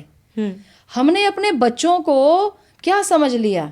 परमात्मा ने 84 लाख योनियां बनाई हैं। आप मछली को बोल दो हवा में उड़ के दिखा, चिड़िया को बोलो पानी में तैर के दिखा, तो ये कहाँ की समझदारी की बात है? जिस जीव में जो गुण भरा हुआ है, every child is blessed with a differential kind of intelligence. जो बच्चा पढ़ाई में बिल्कुल जीरो लेके आता है ना, मुझे उस बच्चे में बड़ी उम्मीद नजर आती है। तो मैं ये कहती हूँ ये बड़ा होनहार बच्चा है, ये परिपाटी को टांग मार ये उस घिसे पिटे सिस्टम को ये नकार रहा है कि नहीं, मुझे सूट नहीं करता, मैं इसको अनफिट, मैं नहीं पढ़ूंगा इसको। अब इस बच्चे को एक्सप्लोर करो, देखो अब उस बच्चे को एक्सप्लोर कीजिए। अब एक्सप्लोर करने के लिए है माँ बाप के पास समय? माँ बाप की अपनी मेंटल हेल्थ इतनी बिगड़ी हुई है, उनका मानसिक स्वास्थ्य इतना बिगड़ा हुआ है, उन्होंने तो पड़ोसी के साथ कंपेयर कर करके अपना जीवन जीना है। आज का व्यक्ति, आज का गृहस्थ, आज का बच्चा, एडोलेसेंट हो चाहे यंगस्टर्स हो, परेशान क्यों है? अगर वो अपने अंदर झांक कर जिएंगे तो प्रसन्न रहेंगे, और दूसरों को देख के बाहर देखेंगी आंखें तो सदा दुखी रहोगे। इस बात पे ना मैं 1000% एग्री हूँ, क्योंकि ये जो समाज है जिसमें मैं भी रहती हूँ, क्या है कि इसमें आपके बच्चे के अगर 90% नंबर से कम आते हैं तो आपका बच्चा कहीं ना कहीं समाज में सही नहीं है ये बच्चा, या इसके पेरेंट्स की परवरिश नहीं सही है। सिर्फ एक नंबर्स आपकी परवरिश तक पे सवाल उठा देता है। और दूसरी बात यहाँ पे एक चीज़ और आती है जो मुझे लगता है, जब मैं एजुकेशन सिस्टम के अंदर जाती हूँ, मुझे लगता है कि एजुकेशन सिस्टम में भगवत गीता का होना बहुत ज़रूरी है, जो कि जीवन का असली ज्ञान दे रही है। योग होना बहुत ज़रूरी है। क्या आप इस चीज़ों से एग्री हो और क्यों? देखिए, अब एक न्यू एजुकेशन पॉलिसी के नाम पे, नई शिक्षा नीति के नाम पे बहुत सारे प्रयोग जो है आने की संभावनाएं तो बन ही रही हैं। 2020 से शुरू हो गया है और छोटा छोटा, क्योंकि कोई बहुत बड़ा बदलाव एकदम से अगर लाद दिया जाएगा ना, तो उसमें क्या होगा कि जो हमारा, जिसको हम फैसिलिटेटर्स बोलते हैं ना, आप टीचर कहते हो जिसको, हाँ जी, हम उसको फैसिलिटेटर बोलते हैं। फैसिलिटेटर माने कि वो एक उसको बच्चे को समझने में सहायक होता है। वो सारा सिस्टम तो उसी एजुकेशन को पढ़ के आया हुआ है। अब न्यू एजुकेशन पॉलिसी का ऐसे कहते हैं कि पहले एक पार्ट डाल दो, फिर दूसरा डालो, तीसरा डालो, तो लगभग 1, 2, 3, 4 दशकों के बाद जब आपके पास ये नई शिक्षा नीति वाले अध्यापक तैयार हो जाएंगे ना, जिन्होंने इसको पढ़ा होगा, तब हम भारत में उस नई शिक्षा नीति को ला पाएंगे। इसमें बात आ रही है कि भगवत गीता की बात करते हैं, बहुत सारी उपनिषदी कहानियां भी होती हैं, बहुत सारी पौराणिक कथाएं भी हैं। रामायण को हम कैसे भूल सकते हैं? रामायण को कैसे भूल सकते? तो ये एक बड़ा जो है, अब इसमें ये बात मत रखो, क्योंकि उसमें ये आ जाएगा कि इस धर्म का ले लिया, उस धर्म का नहीं लिया, ये हो गया, तो धर्म की बात आ जाएगी। नहीं, पर गीता अगर आप सर्च करो दुनिया पूरे वर्ल्ड में, गीता एक ऐसी होली बुक मानी जाती है। मैं उसी बात पे आ रही हूँ। भगवत गीता को आप सनातन या हिंदू धर्म से मत जोड़ो। वो, अब यहाँ पे हमारा क्या कहना है कि आप शिक्षा के अंदर भारतीय शिक्षण पद्धति, भारतीय संस्कारों की जो हमारी एक तरीका गंगा बहती चली आ रही ना, उसको ले आओ। उसको आप बोलो ही नहीं। अब एक नया प्रयोग हो रहा है, शायद आपको अभी पता नहीं चला है। उसका नाम रखा है इंडियन नॉलेज सिस्टम, IKS। वहाँ कोई हिंदू नहीं, कोई वहाँ पर सनातन नहीं, कोई संस्कृत का भी शब्द नहीं है। एक नए कॉन्सेप्ट के साथ हम आगे बढ़ते हैं, क्योंकि जब उन विषयों की बात करते हैं तो अंदर ही अंदर फिर बहुत सारा डिस्टरबेंस शुरू हो जाएगी। आधे लोग कहेंगे ये नहीं है, हम नहीं पढ़ेंगे, वो नहीं पढ़ेंगे, ये नहीं बोलेंगे, ऐसा सारा वातावरण बने। उसका नाम हमने रखा है इंडियन नॉलेज सिस्टम, भारतीय शिक्षण पद्धति। हाँ, वो बहुत जरूरी है, आई थिंक सो। वो बड़ी बड़ी यूनिवर्सिटीज को UGC ने बोला है कि आप IKS को अपने बच्चों को पढ़ाओ। अब भारतीय शिक्षण पद्धति या इंडियन नॉलेज कहाँ मिलेगा? तो चलो भाई, ये 700 साल की गुलामी से पीछे बढ़ जाओ, अंग्रेजों से भी पीछे जाओ, फिर मुगल काल के भी पीछे चले जाओ, फिर थोड़ा और पीछे चले जाओ तो रामायण काल में चले जाओ, रामायण से भी पीछे जाओ तो वैदिक युग में चले जाओ, वेदास, फिर रामायण, फिर आपके उपनिषदास, फिर आपके ये जितने पुराणास, उसके बाद आपका आ गया महाभारता, फिर आ गया महाभारत का एक भाग श्रीमद् भगवत गीता। तो ये सारी चीजें जो है ना, ये आधार बनेंगी। हाँ, ये बहुत अच्छी और वो वहां पर जो कुछ लिखा है वो संस्कृत में लिखा है, और अब संस्कृत में लिखे हुए का हर भाषा में जो है अनुवाद हो चुका है। विश्व भर के अंदर भगवत गीता पहुंच गई है। श्री राम का मर्यादा पुरुषोत्तम स्वरूप, श्री राम की भाइयों में, परिवार में, समाज में, गांव में, नगर में, राजा में, 2 देशों के बीच में क्या साझेदारी होती है, वो सारा। अंगद जो है ना, अंगद, हाँ जी, वो सबसे पहला राजदूत बना भारत का। हाँ, भारत के राजदूत विभिन्न देशों में जाते हैं ना। हाँ, पहले लंका श्री राम ने अंगद को भेजा, पहले जाओ दूसरे देश के राजा से कैसे बात करनी है, बात करके आओ, अपने देश का गौरवमान बढ़ा के आओ। ठीक है जी। ये सारी चीजें जो है, अब वो बच्चा, अब जो चला है ना IKS वाला UGC के तहत, वो ये कह रहे हैं कि बच्चा चाहे BTech कर रहा हो, चाहे MBBS करता हो, चाहे MBA की पढ़ाई कर रहा है, चाहे मास्टर्स कर रहा है, वो किसी भी और साइंस में, और चाहे ह्यूमैनिटीज में, कॉमर्स में, किसी में भी करता हो, उसको IKS जरूर पढ़ाया जाए। तो हम लोग बचपन में जब पढ़ रहे थे ना, तो हमारे यहाँ GK एक होता था, एक होता था ME मॉरल एजुकेशन। हमें पता था कि GK और मॉरल एजुकेशन के मार्क्स जो हैं वो फाइनल में जुड़ने वाले नहीं है, तो हम बड़े रिलैक्स्ड तो होते थे। लेकिन तैयारी खूब करते थे उसकी। तो मॉरल एजुकेशन का पेपर होता था, नचिकेता की कहानी, एकलव्य की कहानी, आरुणि की गुरु भक्ति, आरुणीज गुरु भक्ति, वो कहानी मैं आज तक भूलती नहीं हूँ। मैं प्रहलाद की स्टोरी नहीं जब भूलती गुरु हूँ। ने ये कहा कि बेटा आश्रम में हम लोग सब अन्न खाते हैं, आज बिजाई करी है, धान की फसल लगाई है और पानी भर दिया है, देखो अगर मेड़ न टूट जाए, कहीं कच्ची मेड़ है कहीं टूट ना जाए, एक बार मेड़ देख के आ जाओ। आरुणि जो है वो मेड़ देखने चला गया। तो वो बड़ी कोशिश करता है, मिट्टी चढ़ाता है एक जगह से जहाँ मेड़ टूटने वाली थी, मिट्टी चढ़ाई, मेड़ रुक नहीं रही। आरुणि वहां पर लेट जाता है, वो उस मेड़ के ऊपर अपना शरीर लगा देता है कि पानी नहीं मैं बहने दूंगा। गुरुदेव तो कह के और आनंद में हो गए। और फिर जब प्रभात वेला हुई तो अरे आरुणि नहीं आया, वह तो सबसे पहले जागता है, ब्रह्म मुहूर्त में प्रथम दर्शन करने वाला, कहाँ रह गया? आरुणि आरुणि आवाज लगाते, और खेत में मेड़ पे एक बाह उठती है और कहता गुरुजी मैं यहाँ हूँ। है वो कहानियां हमें बताती हैं कि गुरु और शिष्य के आज्ञा पालन में कितनी उसमें प्रगाढ़ निष्ठा होनी चाहिए। पर एक चीज़ और भी लगता है मुझे, जब एजुकेशन सिस्टम की बात करते हैं, ये कहानियाँ, मॉरल वैल्यूज़ तो मिल ही रही थी, उसके साथ साथ कहीं आप फॉरेन का आप कल्चर देखो, उसमें क्या है कि वो लाइफ स्किल्स देते हैं बच्चों को, खुद प्लम्बर का काम भी सिखा रहे हैं, उनको इलेक्ट्रिसिटी का काम भी सिखा रहे हैं, कुकिंग भी सिखा रहे हैं, जो मुझे लगता है कि बेसिक लाइफ जीने के लिए बहुत ज़रूरी है। पर हमारे एजुकेशन सिस्टम में ऐसा कुछ नहीं है। आपको लगता है कि ये भी होना चाहिए बीच में? मैकॉले की दी हुई एजुकेशन सिस्टम के अंदर ये फ्लॉ है।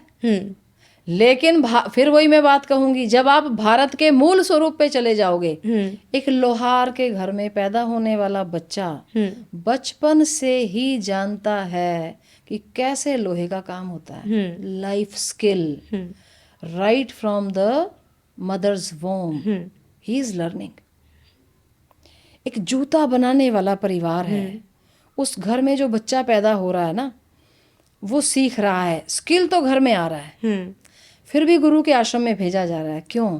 कहा कि गुरु इसके अंदर अच्छे संस्कार भर दे। गुरु के आश्रम के अंदर वहाँ पे विभिन्न सब्जेक्ट्स के एग्जाम नहीं होते, वहाँ ये इम्तिहान हो रहा है कि संकट की घड़ी के अंदर आरुणि क्या करेगा, कष्ट की घड़ी में कृष्ण और सुदामा क्या करेंगे। वहाँ बच्चे के, वहाँ एक इंसान का, एक मनुष्य का, एक मानव का, एक महामानव का, एक ऐश्वर्य गुणों को भरा जा रहा है।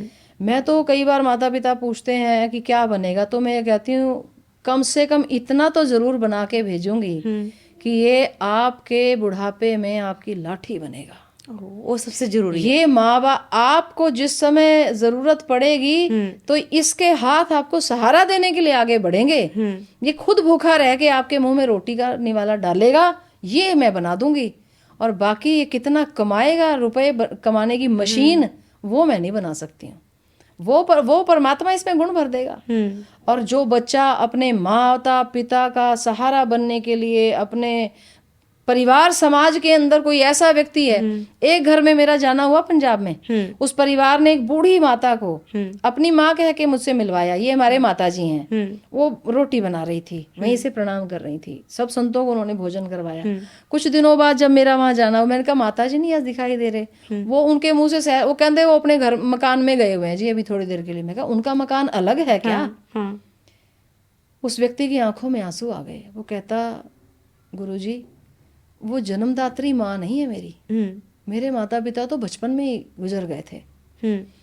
वो कहते हैं इस माता का एक बच्चा था, वो तो कहीं विदेश चला गया, उसने दोबारा कभी ना फोन किया ना आके मिला, आज 25 साल हो गए, ये अकेली बैठी है यहाँ। इसके ऊपर भी मैं बात करना चाहूँगी ना, ये बहुत जरूरी विषय है। मेरे को लगता है आपने इसके ऊपर बहुत ध्यान भी किया। बच्चा बेच गया है।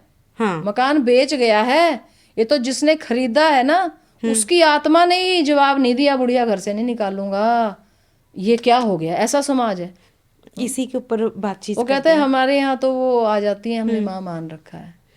तो आपने इस चीज़ के ऊपर बहुत काम किया है कि जो आजकल के माँ बाप ही इस चीज़ के गुनाहगार हैं कि जो बच्चों को फ़ॉरेन भेज रहे हैं, अपने से अलग कर रहे हैं, है ना।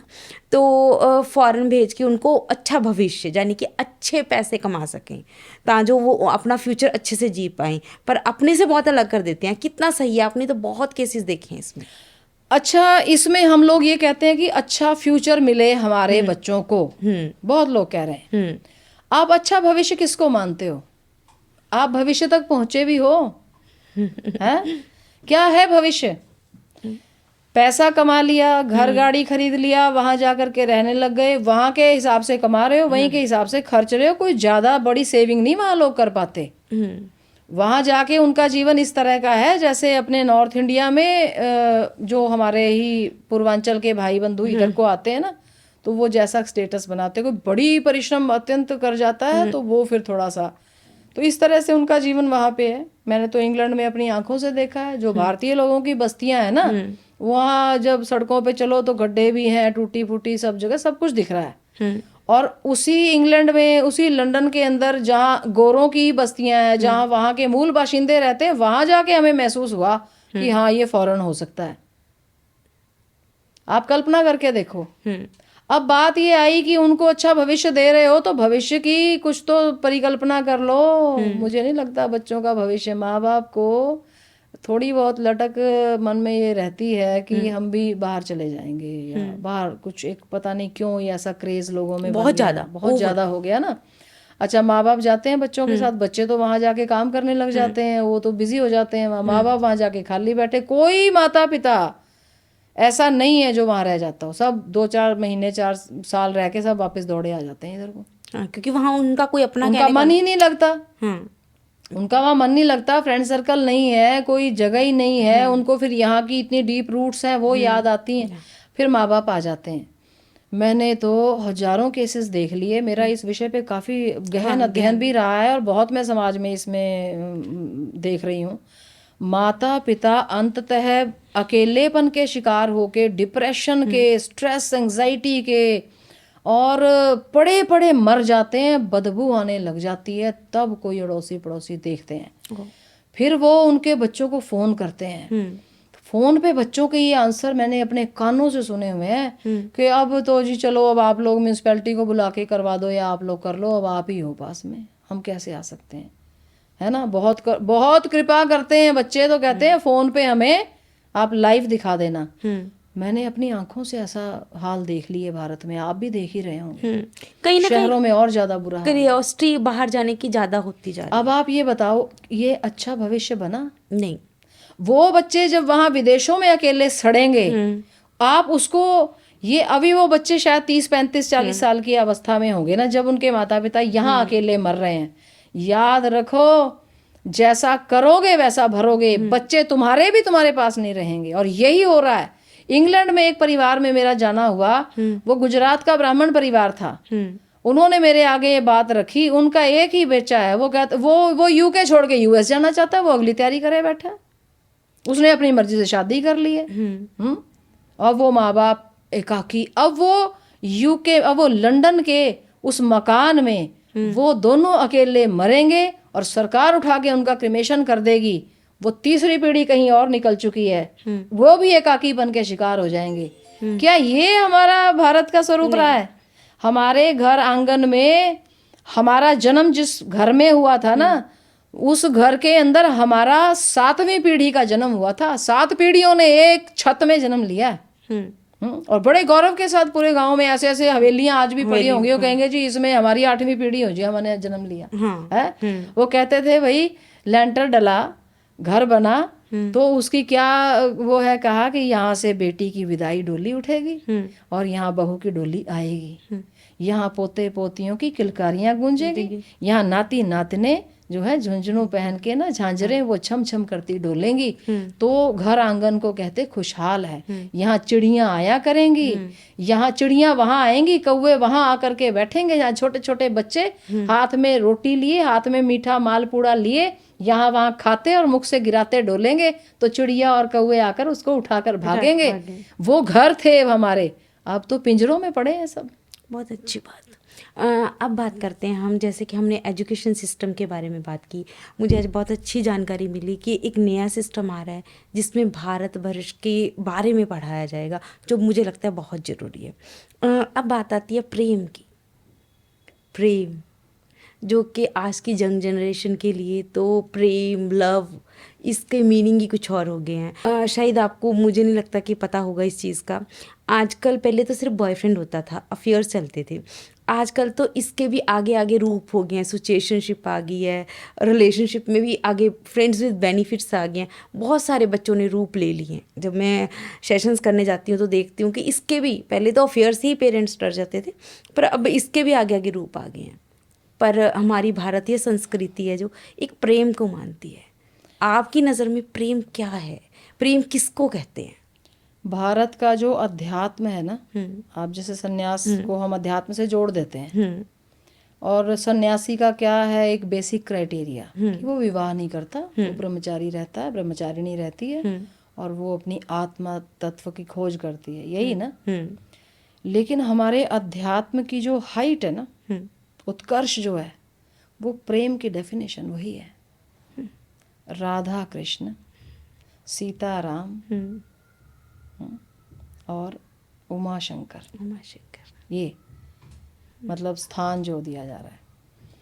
और जब हम राधा जी का स्मरण करें, जब सीता जी की स्मृति आती है, तो वो दोनों कैरेक्टर्स जो हैं, वो महाशक्तियां हैं, वो अपना सर्वस्व दे रही हैं। सीता जी के नेत्र कैसे हैं? निज पद नयन दिए, मन राम पद कमल लिए। अपने दोनों नेत्रों से अपने अंगूठे को देख रही हैं, पांव के अंगूठे को, झुके हुए नेत्र हैं। मन कहाँ है? कहा मन श्री राम जी के पास गया हुआ है। श्री राधा रानी जी बरसाने की ऊंची अटारी पे बैठी, वृंदावन की महारानी है। श्री कृष्ण जा रहे हैं, सखियां विलाप कर रही हैं। श्री कृष्ण पूछते हैं, राधे तुम उदास नहीं हो? राधा क्या कहती हैं? हे कृष्ण, हमने अपना प्रेम आपको दान में दिया हुआ है, बताओ बड़ी हम हैं कि तुम हो? दान लेने वाला छोटा, दान देने वाला बड़ा। हमने अपना प्रेम का दान तुम्हें दिया, जाओ, हम तो भरे भराए बैठे हैं। आप पूछते हो प्रेम क्या है, मैं कहती हूँ प्रेम में सब देना ही देना है, लेना नहीं।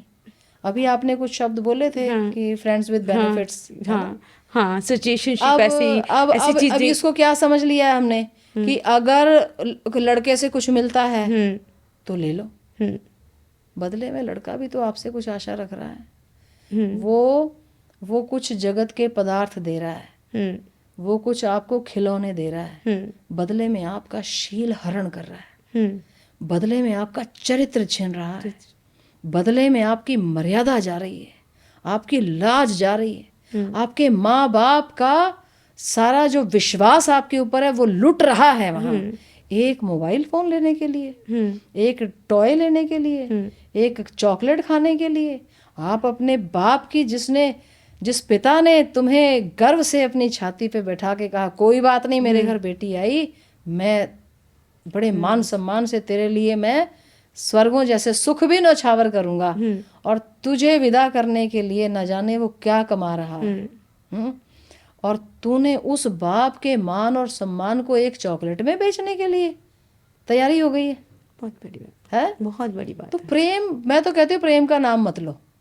नहीं, आपने बहुत अच्छी बात बोली है, मुझे बहुत सही लगी। प्रेम देने का नाम है, लेने का नाम तो प्रेम है ही नहीं है, वो तो बिजनेस है। हाँ, वो तो प्रेम तो देना ही देना है, बस देना ही देना है, देना ही देना है।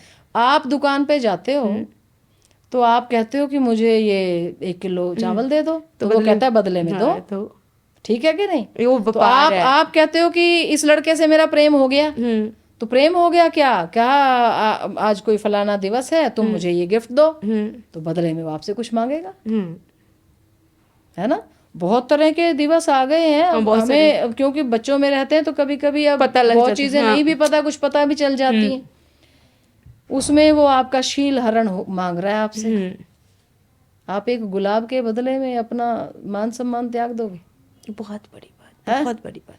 आप एक मोबाइल फोन जो 6 महीने के अंदर पुराना मॉडल हो जाएगा, आप केवल एक उस वस्तु के पीछे आप अपने बाप का माथा जो है वो मिट्टी में मिला दोगे। बहुत अच्छी बात। मैंने एक पिता को ना जार जार रोते हुए देखा। ओह, उसकी बेटी जो है वो चली गई किसी के साथ। ओह, उसका पिता जो आया, मैंने उसको कहा कुर्सी पे बैठ जाओ, कुर्सी पे नहीं बैठा। वो आडंबर नहीं था। मैंने उस दिन देखा कि एक बाप क्या चीज़ होती। उसके रोम रोम से पीड़ा, और ऐसा उसका धरती पे बैठ गया। उसका विलाप, उसका रुदन, उसका गहरा शोक, वो देखा नहीं प्रेम जाता है, था। वो प्रेम है। प्रेम तो वो था हाँ। जिसको तू लुटा के चली गई। और सुनो, वही लड़की फिर 2-4 साल बाद वो फिर मेरे सामने आई। उसके जगह जगह पर चोट के निशान थे। वो जो लड़का उसको भ्रमित करके ले गया था, वो सिर्फ इसलिए ले गया था कि अब ये पढ़ लिख गई है, ये कमा लेगी। वो कमाती थी और वो उसको मार पीट के उससे पैसा छीन लेता था। वो नशा करता ही था, लेकिन उस समय पर वो समझ नहीं पाई। और जब उस लड़की ने अपना दुख रोया, सच बताऊं मैं, मेरे हृदय से पहला जो बात जो निकली थी, मैंने कहा बेटा जी, ये तेरे पिता की वेदना जो है ना, संसार में किसी को दिया हुआ दुख जो है ना, वो बढ़ के आपके अंदर आ जाएगा। मैं कहा उस दिन तुम्हारे पिताजी का ना रोम रोम रो रहा था। मैं कहा आज तेरे सारी भुजाओं पे जो ये चोट के निशान है, वो इसीलिए। यद्यपि मैं कहा तुम महिला हो, आज मेरी शरण में आ ही गई हो, तो मैं तुम्हें अकेले तो नहीं छोड़ूंगी इस हालात में भी। और वो लड़की तब रोई। तो फिर अपना सब कुछ, वो कहते हैं ना, अब क्या होता है जब चिड़िया चुग गई खेत। ये मेरे को आपकी बात बिल्कुल सही लगी। प्रेम सिर्फ प्रेमी प्रेमिका से ही क्यों जोड़ा जाता है? प्रेम तो माता पिता का भी प्रेम होता है, सखा का भी प्रेम होता है, सखी का भी होता है। प्रेम तो देखो, कुछ ऐसे रिश्ते भी बनते हैं जो गुरु शिष्य के बनते हैं। प्रेम हर उस स्थान पे, आप कुत्ते को रोटी खिला रहे हो, उसको साथ भी प्रेम हो जाएगा। गली में सड़क पे किसी कुतिया ने छोटे छोटे बच्चे दे दिए और वो बेचारी उनको दूध पिला रही है। तो एक जो था ना, किसी वो एक चपड़ासी का काम करता था, वो पैकेट दूध का लेके जा रहा था अपने ऑफिस में चाय बनाने। उसको एक पैकेट के पैसे मिले हुए थे कि जाओ एक थैली दूध ले आओ। और उसने जब उस कुतिया को देखा, है ना, वो कुतिया उसकी ओर देख के ना थोड़ा जीभ को ऐसे करने लगी। उसने वो थैली फाड़ी और उस कुतिया को पिला दी। वो प्रेम है, वो प्रेम है ना। लव, प्रेम, अफेक्शन, वो है। फिर वो अपनी जेब से, अपने पैसों से एक और थैली लेके गया और उसने जाके वहां किसी को बताया नहीं उसने। हाँ, पर ये प्रेम है ही। आपने जैसे बताया, अब देना प्रेम में क्या देना है देना, सिर्फ कि देना। वो दे के चला गया। हाँ, सिर्फ देना प्रेम में। अब अगर वो कल को ये सोचता ना कि अब ये कुतिया को मैं उठा के अपने घर ले जाऊं और ये मेरे घर की रखवाली करे, फिर बिजनेस हो गया। हाँ, प्रेम देना ही है। बहुत अच्छा। प्रेम में कहते हैं ना कि नेकी कर और कुएं में डाल, दरिया में डाल। हाँ, वो बात हो जाती है ना प्रेम में। तो राधा जी क्या कह रही हैं, कृष्ण हमने जो आपको देना था वो दे दिया, जाओ आप जिस कार्य के लिए आए हो, आप अपने उद्देश्य की पूर्ति करो। पूर्ति। और कहा कि तुम जानती हो अब मैं राजपुरुष हो जाऊंगा वहां जाके। मेरा इतिहास आपको पता है, मैं यहाँ ग्वाला नहीं हूँ, मैं राजपुरुषों का पुत्र हूँ। मुझे राजा की गद्दी पे बैठा दिया जाएगा और फिर बहुत सारे राजपुरुषों की बेटियों के विवाहों के प्रस्ताव आएंगे। तो वो कहती हैं कि हाँ जाओ, और जो प्रेम हमने तुम्हें दिया है ना, उस प्रेम को तुम बांटना और देखना कि राधा का प्रेम कब तक चलता है। भगवान एक के बाद एक विवाह करते गए, 16,108 विवाह किए, लेकिन श्री राधा का दिया हुआ प्रेम खत्म नहीं हो रहा। खत्म नहीं हो रहा। इसी चीज के ऊपर आते हैं। ये यंग जनरेशन है, अपने गुनाह छुपाने के लिए अक्सर एग्जाम्पल देती है। जब मैं अवेयरनेस कैंप्स वगैरह पे जाती हूँ तो एक एग्जाम्पल मुझे मिलती है बच्चों से कि मैम आप ऐसे लेक्चर दे रहे हो कि प्रेम एक से होता है या कुछ भी है, पर कृष्ण की तो इतनी गोपियाँ थी। कृष्ण ने तो रुक्मणी से शादी की, राधा से प्रेम किया, मीरा से प्रेम हुआ। ये सब कुछ क्या है? हम भी कृष्ण हैं, हम भी कन्हैया हैं। तो कितना सत्य है इन चीज़ों में। जो ये कहता है कि मैं भी कृष्ण हूँ या मैं भी शिव हूँ, तो उनको बोलो कि पहले कालिया नाग के, है ना, कालिया नाग के सहस्त्र फण थे, 1000 फण थे। 1000। और कहते हैं कि भगवान 3-3 मिनट तक एक एक फण के ऊपर उन्होंने मर्दन किया। 1000 फणों पे 3 मिनट, तो 3000 मिनट हो गए। 3000 मिनट। जरा बनाओ कितने घंटे बनते हैं। दिन बनेंगे, दिन 24 घंटे का एक दिन होता है। उतने काल के लिए वो नाग के सिर पर खड़े होकर के और उसके मुख में जो उसका फण था उसको पकड़ करके उसको उन्होंने एक तरह से सारथी बन के वो डोर बना लिया और उसका मर्दन कर रहे हैं। ये जो जिसने आपको बोला कि हम कन्हैया है, उसको बोलो कि तुम्हारे घर में अगर एक सांप निकल आया ना तो तुम बोलोगे हाय मम्मी है? तुम्हारे बस की नहीं है। सांप तो दूर की छोड़ो, कॉकरोच निकल आए, आजकल के लड़के कॉकरोच को देख के ही चिल्लाने लग जाते हैं। अब कृष्ण सबको बनना है। हाँ। जहाँ गोपियों की बात आए वहाँ सबको कृष्ण बनना है। हाँ, बस बाकी चीजें जहाँ विषपान की बात आ जाए, जहाँ कालिया मर्दन की बात आ जाए, जहाँ गोवर्धन उठाने की बात आ जाए, भगवान तो वृंदावन में आग लगा दी। कंस ने कहा पूरा जंगल जला दो, सब जल के मर जाएंगे। तो भगवान ने अपना मुख खोला, कृष्ण ने मुख खोला और अग्नि का पान कर गए। वो कृष्ण थे। तुम क्या करोगे? एक चीज़ और आती है सोशल मीडिया पे, आपने भी मैं भी देखी होगी ये चीज़ें ना, आपको भी कहीं ना कहीं से कहीं मिली होंगी। आजकल रावण का बड़ा गुणगान गाया जाता है। मैं आपको बताती हूँ रावण का कैसे गुणगान गाया जाता है। 2 या 3 तरीके से रावण का गुणगान गाया जाता है। पहला गुणगान गाया जाता है कि रावण एक बड़ा अच्छा भाई था जिसने अपनी बहन के लिए सीता का हरण किया। दूसरी बात, वो चारों वेदों का ज्ञानी था। तीसरी बात, उसने सीता को कभी भी छुआ नहीं था। वो चाहे उठा के ले गया था पर छुआ नहीं था। क्या ये इन बातों से कहते हैं कि रावण ज़्यादा अच्छा था, राम उतना अच्छा नहीं था? आप इस बारे में क्या कहना चाहोगे? ये तो वो बात हो गई कि चोर गया था चोरी करने और वहां पकड़ के पिट गया। ठीक है, तो घर आके क्या बोला? कहा मेरा मन ही नहीं किया चोरी करने को, मैं तो आ गया वापस, मैं तो चोरी छोड़ रहा हूँ अब। है? अरे भैया, शूर्पणखा बहन के मान सम्मान के लिए नहीं गया। शूर्पणखा जानती थी कि मेरा भाई जो है ये विषय लोलुप है। या तो ये बात हो, रावण संसार में उस समय क्यों प्रचलित था? वो जहां भी जाता था वहां जो सुंदर लड़की दिखती थी उसका बलपूर्वक हरण करके लाता। आप लोगों ने एक सीता जी की कहानी सुनी है, इसलिए ये सारा मनगढ़ंत बना लिया आपने। है? गंधर्वों की कन्याएं, नागों की कन्याएं, देवताओं की कन्याएं, अप्सराएं, वो जहां जाता था वहीं से बलपूर्वक हटा के ले जाता था। तो वो भी बहन की मर्यादा के लिए कर रहा था क्या? शूर्पणखा ने तो जानबूझ करके, शूर्पणखा कामुक महिला थी जो राम और लक्ष्मण को देख करके अपना जो है शील स्वयं ही त्याग करके जा खड़ी हुई, है ना? तो सम पुरुष न मौसम नारी, और अब चलो विवाह कर लेते हैं, ऐसा उसने प्रस्ताव अपना ही रख दिया। उसको लगा कि ठीक है, ये जो आप कहते हो ना आजकल सिचुएशनशिप, वो सिचुएशनशिप वो शूर्पणखा है, वो पहले से चलती आ रही है। वो सिचुएशनशिप ही बनाने गई थी ना वहाँ। राम मर्यादा पुरुषोत्तम थे, लक्ष्मण मर्यादा पुरुषोत्तम थे, नहीं वो उसकी बातों में आए। तो फिर जब उसने सीता जी को हानि पहुंचाने की कोशिश करी तो नाक कान कटा। अब अपने भाई के आगे कितना ही भाई पापी हो, कितनी ही बहन पापी हो, आपस में मिलेंगे तो देवताओं जैसी बातें करेंगे। भैया मैं तो इतनी सुंदर स्त्री देखी, मैं तो आपके विवाह का प्रस्ताव लेके गई थी वहां, है ना, और वो उन्होंने मेरी नाक कान काट दी। सुंदर स्त्री, उसको पता था कि सुंदर स्त्री कहते ही ये भाग लेगा, वो भाग लिया।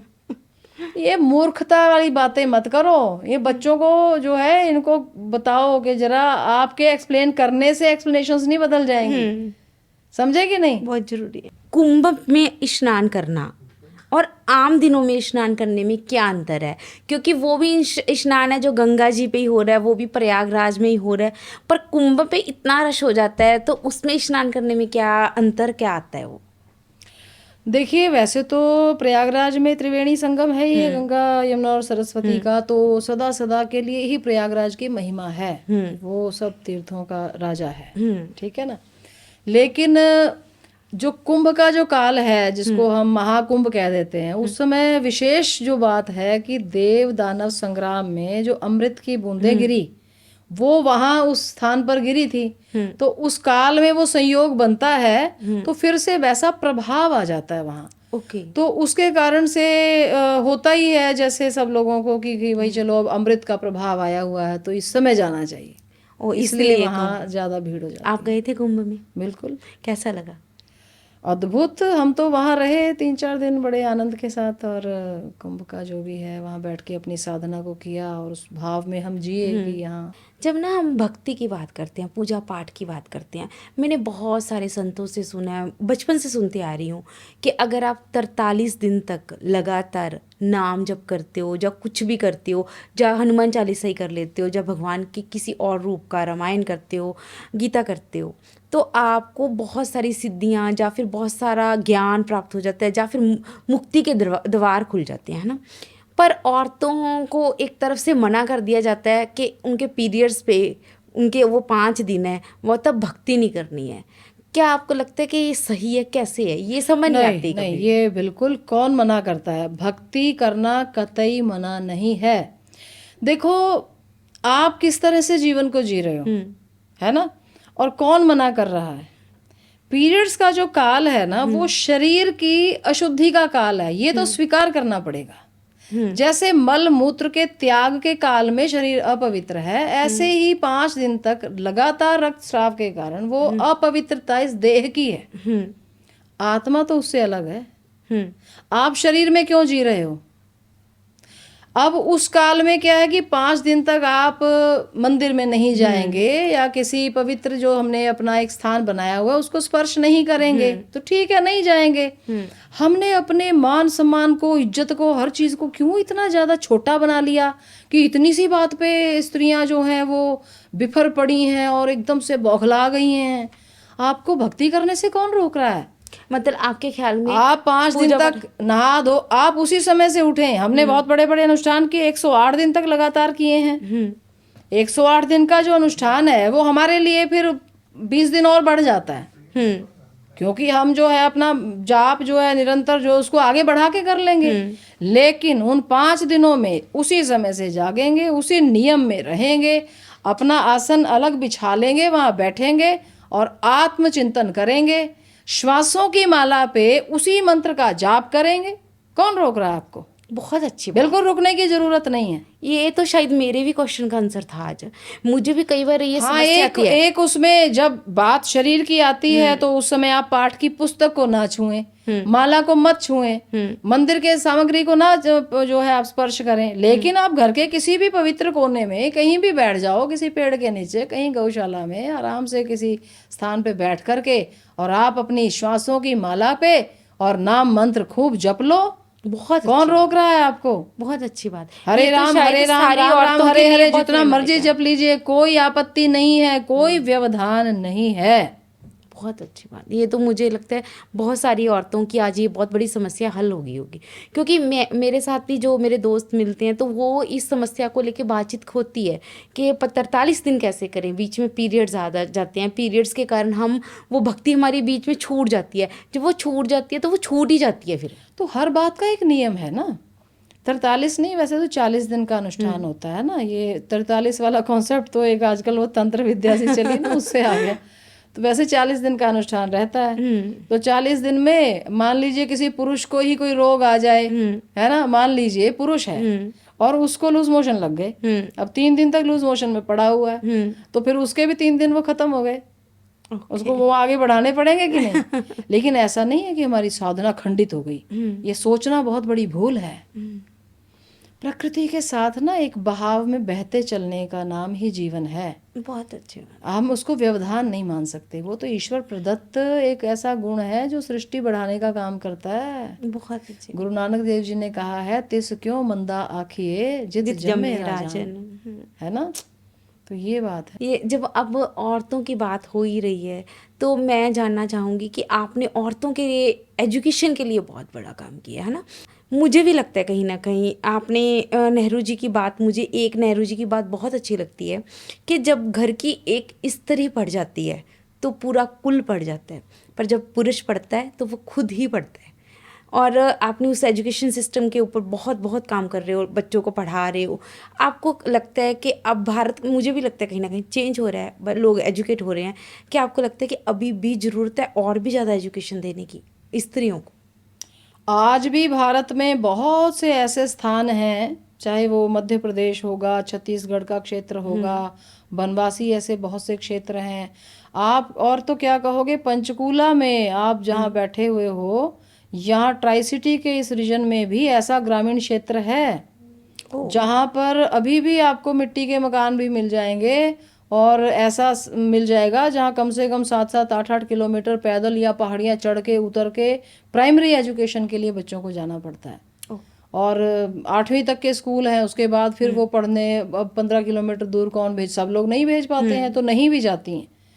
तो शिक्षा को हर अंतिम झोपड़ी तक सुगम करवाना ये सरकार की जिम्मेदारी रहती है। और फिर उन शिक्षा के जो केंद्र खोले जाते हैं उनमें अध्यापकों की पूर्ति करवाना, वो सबसे बड़ी बात है, वो बहुत बड़ी बात है। फिर अध्यापक अगर लगा भी दिए जाएं तो वो इतने रिमोट में जाएंगे ही नहीं, उनकी अपनी एक ईमानदारी या उनका अपना एक समर्पण, वो भी एक बहुत बड़ी बात है। अध्यापकों का, उनको बैंक में आती हुई सैलरी तो सबको अच्छी लगती है, लेकिन रोज रोज पहाड़ी रास्तों से 8-10 किलोमीटर जाना और फिर वहां पढ़ाना 6 घंटे, फिर अपने घर तक आना, वो बड़ा कष्टप्रद लगता है। हाँ, ये बात बिल्कुल एग्री करती हूँ मैं आपसे। मैं पंचकुला की बात बताती हूँ इस पे आपको थोड़ी सी। हम जाते हैं अवेयरनेस कैंप्स करने, जैसे पोस्को, साइबर क्राइम और भी बहुत सारे एक्ट्स पे करते हैं। तो हम ऐसे ऐसे मोरनी में ऐसे स्कूलों में गए हैं जहाँ पे हमें पता ही नहीं है, दुनिया ही ख़त्म है। वहाँ पे कोई आसपास घर नहीं है, कई किलोमीटर तक कोई कुछ नहीं है, जस्ट स्कूल बना हुआ है बस। और बच्चे, हमें पता चला कि सुबह 6 बजे चलते हैं, तब जाके वो 8:30 बजे तक स्कूल पहुँचते हैं, क्योंकि उनको 2-2, 3-3 पहाड़ियाँ ऐसे ही पार करके आनी पड़ रही हैं। और दूसरी बात, सबसे बड़ी बात, वहाँ पे लाइट भी नहीं है। अब इतनी तो आपने कंडीशंस बताई हैं, अब इस कंडीशन के बाद तीसरी और एक अगर परिस्थिति बन जाए कि टीचर भी रेगुलर नहीं आ रहे हैं, तो बच्चे वहां जा रहे हैं और भोजन करके घर जा रहे हैं, तो 4 घंटे की उनकी सुबह की जर्नी और 4 घंटे की शाम की जर्नी, वो सारी विफल हो रही है। शिक्षा को लड़कियों तक पहुंचाया जाए या लड़कियों को शिक्षा तक पहुंचाया जाए, आज भी एक चुनौती का कार्य है, और उसमें सबको मिलकर आगे बढ़ना ही चाहिए। एक चीज़ और आती है यहाँ पे, आपका आश्रम बहुत बड़ा है ना, तो वहाँ पे एजुकेशन मेन चीज़ है, एजुकेशन दी जाती है ना। तो आपके आश्रम में एजुकेशन के साथ साथ ऐसी क्या मॉरल वैल्यूज सिखाई जाती हैं जो बाकी जगह पे नहीं सिखाई जाती हैं? वो तो आप आश्रम आओगे ना कभी, तो आपको समझ में आ जाएगा। एक बार जो आश्रम का एक द्वार है, उसके बाहर दुनिया है, और जैसे द्वार के परली ओर गए तो आपको लगेगा कहीं सतयुग में आ गए हैं। आप वैसा महसूस करेंगे, उसके लिए मुझे एक्सप्लेन नहीं करना पड़ेगा, आप खुद कहोगे कि वहाँ की दुनिया अलग है। वहां पर एक ऐसे महान तपस्वी ने, जिनके रोम रोम से राम की रंकार गूंजती थी, उनकी साधना इतनी ऊंची स्थिति की थी, वो कहते थे रोम रोम से राम की जब उठे रंकार, तब जानो तुम बावरे भयो राम से प्यार। इतना नाम जप कि अगर उनके शरीर में कहीं कान लगा दो तो आपको राम नाम की गूंज जो उनके शरीर के रोम रोम में गूंजने लग जाती थी। ऐसे तपस्वी। और फिर हमने उनसे एक बात पूछी, अगर ये सन्यास है तो मुझे तो समाधि लगानी थी, तो ये सन्यास का मार्ग है, तो हमने कहा फिर सन्यास का क्या धर्म होता है? जानते हो उत्तर क्या मिला था? मुझे तो यही उत्तर मिला था। वो कहते हैं कि साधना और आध्यात्मिकता तुम्हारे व्यक्तिगत लाभ का विषय है, आपको शांति मिल रही है, आपका आध्यात्मिक उन्नति हो रही है, आप अगले जन्म अपने और परिष्कृत कर रहे हो। समाज को क्या दे रहे हो? 2 टूक तो समाज से लोगे, कपड़ा तो समाज देगा, समाज को क्या दोगे? तो हमने कहा आप जो आदेश करें। उन्होंने कहा था मेरे भारत के कोने कोने में शिक्षा की लहर जगा दो, शिक्षा का दीप जगा दो, बस तुम्हारा सन्यास धर्म उसमें सिद्ध हो जाएगा। आप कल्पना कर सकते हैं कोई साधु ऐसा कहेगा अपने बच्चों को? उन्होंने हमारे अंदर ये संस्कार ही भर दिया है, और वहाँ पर दीदियों के रूप में हम लोग बैठे रहते हैं। हम खुद बहुत, ऐसा नहीं है कि हम लोगों ने पढ़ाई छोड़ दी सन्यास के बाद, इसी वेशभूषा में पंजाब यूनिवर्सिटी में, बुड़ैल जेल चंडीगढ़ में प्रतिदिन पहुंचना, और क्रिमिनल बच्चों के बीच में भी रह करके इसके ऊपर तो मैं जरूर बात करना चाहती हूँ। जो क्रिमिनल बच्चे बोला ना आपने अभी, मुझे जानना है कि आप बच्चों की जेल में गए है ना, बच्चों की मानसिक स्थिति के ऊपर आपने बहुत काम किया है ना। मुझे जहाँ तक लगता है कि वो भी बच्चे हमारे बच्चों के जैसे ही होंगे, उनकी स्थितियाँ या परिस्थितियाँ ऐसी होंगी जिसके कारण उन्होंने कोई गुनाह कर दिया। क्या था वो अनुभव? कोई एग्जाम्पल दीजिए मुझे, क्या था?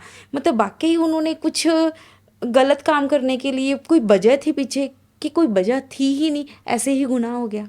मेरे जीवन का स्वर्णिम काल अगर कोई कहा जाएगा हम्म तो वो 2-2.5 वर्ष मैंने जो जेल के और उन अडोलेसेंट क्रिमिनल्स के साथ बिताए, मैं उसको सबसे आगे रखूंगी। ओह, यद्यपि एक आध्यात्मिक व्यक्ति होने के नाते मुझे कहना चाहिए था कि मेरे साधना का समय, मेरे गुरु मिलन का समय या मेरी समाधि का काल वो स्वर्णिम होगा, लेकिन नहीं, वो मेरा व्यक्तिगत लाभ है। लेकिन जब मैं वहां पहुंची तो लगभग 80 बच्चे थे वहां जो अडोलेसेंट एज के क्रिमिनल्स थे, जिन पे केसेस चल रहे थे, जिनका अभी प्रूव होना बाकी था, कुछ हो चुके थे। छोटी मोटी चोरी से लेकर के बड़ी बड़ी बैंक डकैती और बलात्कार तक के क्राइम करके वहां बच्चे बैठे हुए थे। वो इतने, उनके शरीर लकड़ियों जैसे स्टिफ थे, उनसे एक आसन तो क्या ही होना था। वो ऐसे ऐसे देखते थे। और लगभग 7-8 दिन के बाद जब मैंने उनसे रिव्यू लिया तो उनका उत्तर ये था, बड़े आए भाग गए, आपको भी भगा देंगे, आप अपना काम करो जी। उसके बाद मेरे मन में एक विचार आया और मैंने कहा कि इन लोगों के अंदर भावनाएं जो है ना, वो उनका गला बिल्कुल बुरी तरह से मरोड़ दिया गया है। तो फिर उनकी भावनाओं पे मैंने काम करना शुरू किया। एक बच्चा रोया, दूसरा रोया, तीसरा फूटा, चौथा फूटा, और धीरे धीरे करके उन बच्चों ने फिर अपनी बात जब बतानी शुरू करी। आपने पूछा ना क्राइम ऐसे ही हो गया या कोई वजह थी। एक बच्चा घर से सौतेली माँ ने मारपीट दिया तो भाग के आ गया, चंडीगढ़ बस स्टैंड पे किसी ढाबे पे बर्तन मांज रहा था। वो बच्चा था बेचारा, उस मालिक को बाप जैसा मान बैठा, उसके रोज पैर दबाता था, उसकी बड़ी सेवा करता। एक दिन 2 साल के बाद एक दिन उसको गांव याद आ गया। तो क्या पाप कर दिया उसने? नहीं। उसको बचपन की गलियां याद आ गई। उसने कहा, बाबू मैं एक बार गांव जाके आना चाहता हूँ। और उसने उसको खूब मार दिया, पीट दिया। हाँ, उसने पैसे मांगे तो उसको कुछ ना दिया, और वो गुस्से में जो है वो गले में जितना हाथ लगा उतना मुट्ठी भर के भाग गया। पुलिस आई तो कौन पकड़ा जाएगा? चोर कौन बना? बताओ, चोर था कौन असली? उस बच्चे के 2 वर्ष का परिश्रम कौन चुरा गया? लेकिन जेल में कौन पहुंचा? बच्चा।